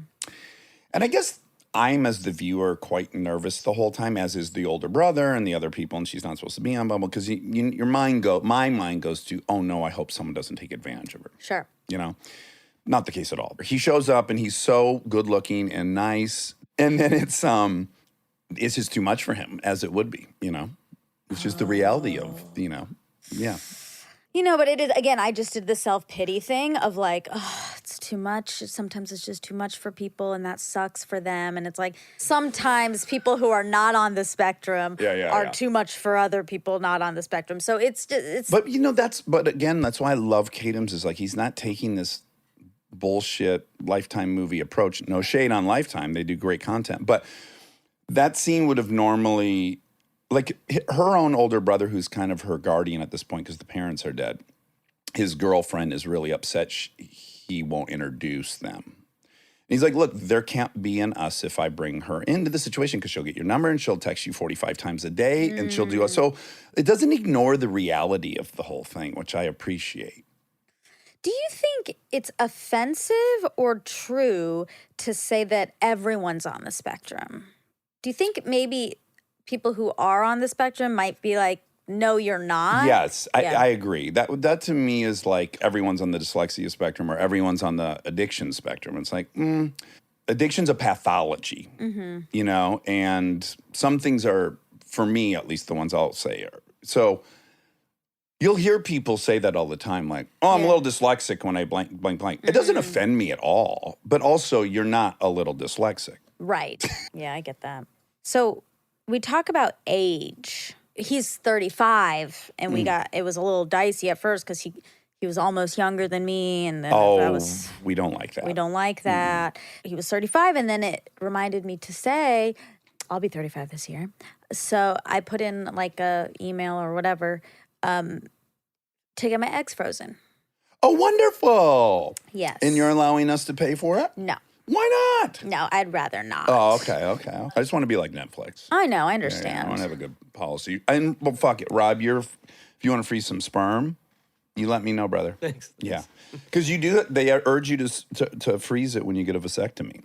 I didn't do that. I wanted to make it a no. Well, my good friend just had his like botched. His vasectomy? He had a vasectomy and Come then they on. got infected. Ooh. And he had like swollen testicles for 3 months. I would love that. It was like he felt like if someone was clenching them, he said. Wow. Well, I wouldn't like that, but if my testicles got like 2x size for 3 months, I think I would enjoy that visually. Yeah, pain with the visuals. I can handle the pain, I think. I would be willing to have the visual. Yeah, if you just have like, it looks like you have a hot dog sticking out of the top of a pumpkin. That's a cool look, isn't it? Very, very novel. Very, Very. Let's add that to the application. Yes, pumpkin balls. Yeah. See, Check yes or no. Diameter of your balls. Okay, the most impacted major in Russia, you said, was government operations. The most common college major in Russia is pedagogical faculties. Pedagogical faculties? I don't know if I'm saying that. Pedagogy, yeah. Yeah, I think that's thinking. Oh my So what does that God. mean, philosophy? Yeah, probably. Let's see. The method and practice of teaching, especially as an academic subject or theoretical concept. Okay, teaching. Frontline disagrees, but that's fine. Okay. Also, there's another article. What are the most popular college majors in the world? Oh, Which is, economics. well, what do you think U.S. is? I think the most popular is probably, it was always impacted when I was in school. It was like everyone was trying to be, they go like, what's your major? And they literally, everyone was like, fingers crossed. God, what was it? It was like marketing or something. Business and management. Okay. Are the most popular subjects in the U.S. Health-related programs, such as nursing, are next in line. Psychology and biological and biomedical sciences went almost neck and neck. Ooh. 5th place belongs to engineering. Oh, that's reassuring. We need lots That of is engineering. reassuring. Yeah. I'm surprised by that, actually. A little bit surprisingly, anthropology and sociology beat computer science and have moved into the top 10. Anthropology has. Do you think that's because of you? Oh, God. Might be. I hope so. You never know. I wonder if there's been an uptick in dudes that study it. Because, when I did that commencement speech for the anthropology department, I was looking out and I realized there was virtually no male students graduating. And I mentioned that to one of the professors, and they're like, yeah, anthro's like the heaviest female. I then snapshotted in my mind. I was like, oh, right. My classes were nearly all young females. Girls. Yeah. Interesting. Oh, my God. Let me just tell you how proud I felt. Ding, ding, ding, pride. Ding, ding, ding, prideful. Ding, ding, ding, power. Lincoln's studying the Chumash Native Americans. They were native to California a lot. That's what we had here in coastal California, the Chumash. And I guess she's been spending 6 weeks on it. You know what I got to say to her? Lincoln, I've been on an archaeological dig where I found Chumash arrowheads. You've been waiting 8 years for that. Oh, that wasn't one I ever thought I'd even be able to say. Like, that's not going to come up. And then also I got to tell her something they're not learning in that third grade elementary school. That the Chumash had their own, as all people have had historically. Their drug was man root. There's a native root here in California, and when you pull it up, it kind of looks like a man, and it's white. Right. And they would shave it and grind it all up, and then they would toss it in these tiny little ponds and stupefy the fish. The fish would get high and just come to the surface, and they would grab them. Yeah, didn't you say you guys spent the whole time looking for it? Yeah, that's all we dug for. But we accidentally found an arrowhead, I think, when we were searching for man root. You accidentally did what you were supposed to do. Okay. This is fun. I wonder if we've done this already on here. I don't know. But so we talk a lot about psychopathy on here. And there's a riddle. Oh, I remember this. We've done it already, right? Well, go ahead. Okay, I was just going to read it because it's fun. It's technically a psychopath test. But it's an internet psychopath Yeah. test. Okay, this is a riddle. If you know the answer, you're a psychopath. Okay. A woman is at her mother's funeral when suddenly she sees a man so handsome, she instantly falls in love with him. Unfortunately, she never got a chance to talk to the man. The next day, the woman kills her sister. What was the motive? She obviously got rid of her sister to get her brother-in-law. Rob? I wasn't really following. Sure, hit him again. Okay, I'll read it to you one more time. A woman is at her mom's funeral, and she sees a man who she falls in love with. She fell in love with him. She didn't talk to him. Love at first sight, Rob. That's right. The next day, the woman kills her sister. Why? By the way, this test is horse pocky because that would suggest all homicide detectives are psychopaths. I feel like it's a brother-in-law thing Okay. or uncle or No. Wait, so her sister was married to her uncle? don't The whole family's fucked up, it sounds like. No, the woman wanted to see the man again. So if he was she at the killed- mom's funeral, he would be at the sister's funeral. That's a great idea. Yeah, see? Yeah. Oh, shit, I thought I was a psychopath. Turns out you're not. Oh, just to get him back into that. Just to get him back in that scenario so she could see him again. Okay, I found another one. Are you a serial killer riddle? Okay. I hope I get this one right. Let's see. Let's just try it. Here is a serial killer who kidnaps people and asks them to take one of two pills. One pill is harmless and the other one is poisonous. The mystery is whichever pill a victim takes, the serial killer takes the other one. But every time the killer survives and the victim is dead. How is this possible? Well, because the victim would rather die the painless death of the pill that's assured than get killed by the serial killer. So that's going to leave the safe pill. Everyone would self-cyanide if they knew they were about to get brutally hammered to death instead of... You follow that? There's two pills. One's poisonous, one's not. You present it to the person you're about to kill. They'll definitely take the poison. No. They don't know what it is. He asked them to take one of two pills. One pill is harmless. The other one is poisonous. They don't know which one is which. The mystery is, even though they don't know, they always die. Whichever pill a victim takes, a serial killer takes the other one. But every time the killer survives and the victim is dead, how is this possible? Okay, then he's built up an immunity to the poison, and then he kills them anyways. He's a serial killer. So anyone he comes in contact with is going down. That's inevitable. I think I've heard a similar one about like an ice cube thing where ice cube melts, and that's where the poison is. Oh. Wow, he's introducing a whole new story. I mean, I don't know. that is okay. That's kind of right, but not. It's not. One pill's in the other pill? No, I'm confused by the answer. The poison was in the glass of water. Oh, okay. This is dumb because they didn't write it out well. No, The he said pills, not glass of water. Yeah, it says the poison was in the glass of water the victim drank, therefore every time he would survive. But they needed to say he's a serial killer who kidnaps people and asks them to take 1 to 2 pills with and a then glass wash of it water. down with a glass of water. Damn it. Yeah, that's ridiculous. Because then you could just say the answer was That's upsetting. Because I could say glass of water and it says nope. Says here because the poison was in the bottle of beer he offered him. Yeah. Also, if they're like me, I just swallow pills. I don't need no water. I'm 0 for 2. This comes from an official questionnaire used in several studies, involves a battle between individual rescue and the greater good, an assessment of utilitarianism. It goes as follows. Oh, God, it's the trolley. Ugh. Oh, no. We can't do that. No. That's not even a riddle. Okay. All right, well. I have to send you something right now that is going to, for me personally, this might be the biggest fucking sim moment I've ever had.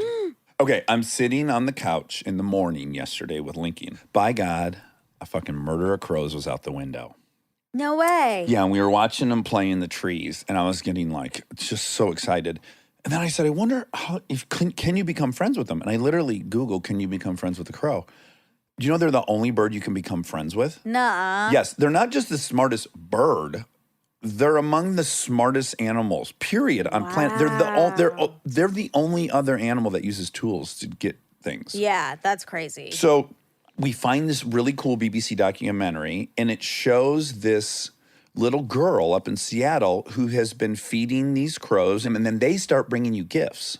So she has this amazing collection of all these gifts that the crows give. And there is a fucking point where we're watching this little 5-minute clip of the documentary and check your phone. Wow. Dax's tattoo. I mean, To a T. you got to take a picture of that, Rob. And it happened fast. It was a video, so I had to like freeze frame and go back and get the perfect. And thank God, because it was a really quick. That little sucker turned his head quickly, and but there was one sharp image That's of it. so cool. So this is a late resolution for 2022. Okay. I'm fucking serious about it too. I'm gonna become friends with crows. I like that. Yeah, I'm gonna do the whole thing to invite them to the house. Cool. And I want to develop a relationship with a crow. Like where we hang, like where it's on my shoulder and stuff. That's cool. Oh my God. I think you should. I can't wait. Should we do another riddle or no? I think timing wise, we're getting slim Yeah, on we got time. 10 It's minutes. 10 minutes. Okay. So no more riddles. Oh, yeah, hit us. Well, how long's a riddle take? Okay. 30 seconds. We'll do one more real quick. Okay, I haven't read this, so let's hope it's good. A man's body is found at the footpath near a 4-storied building. Looking at the body, it is clear that he jumped from one of the floors.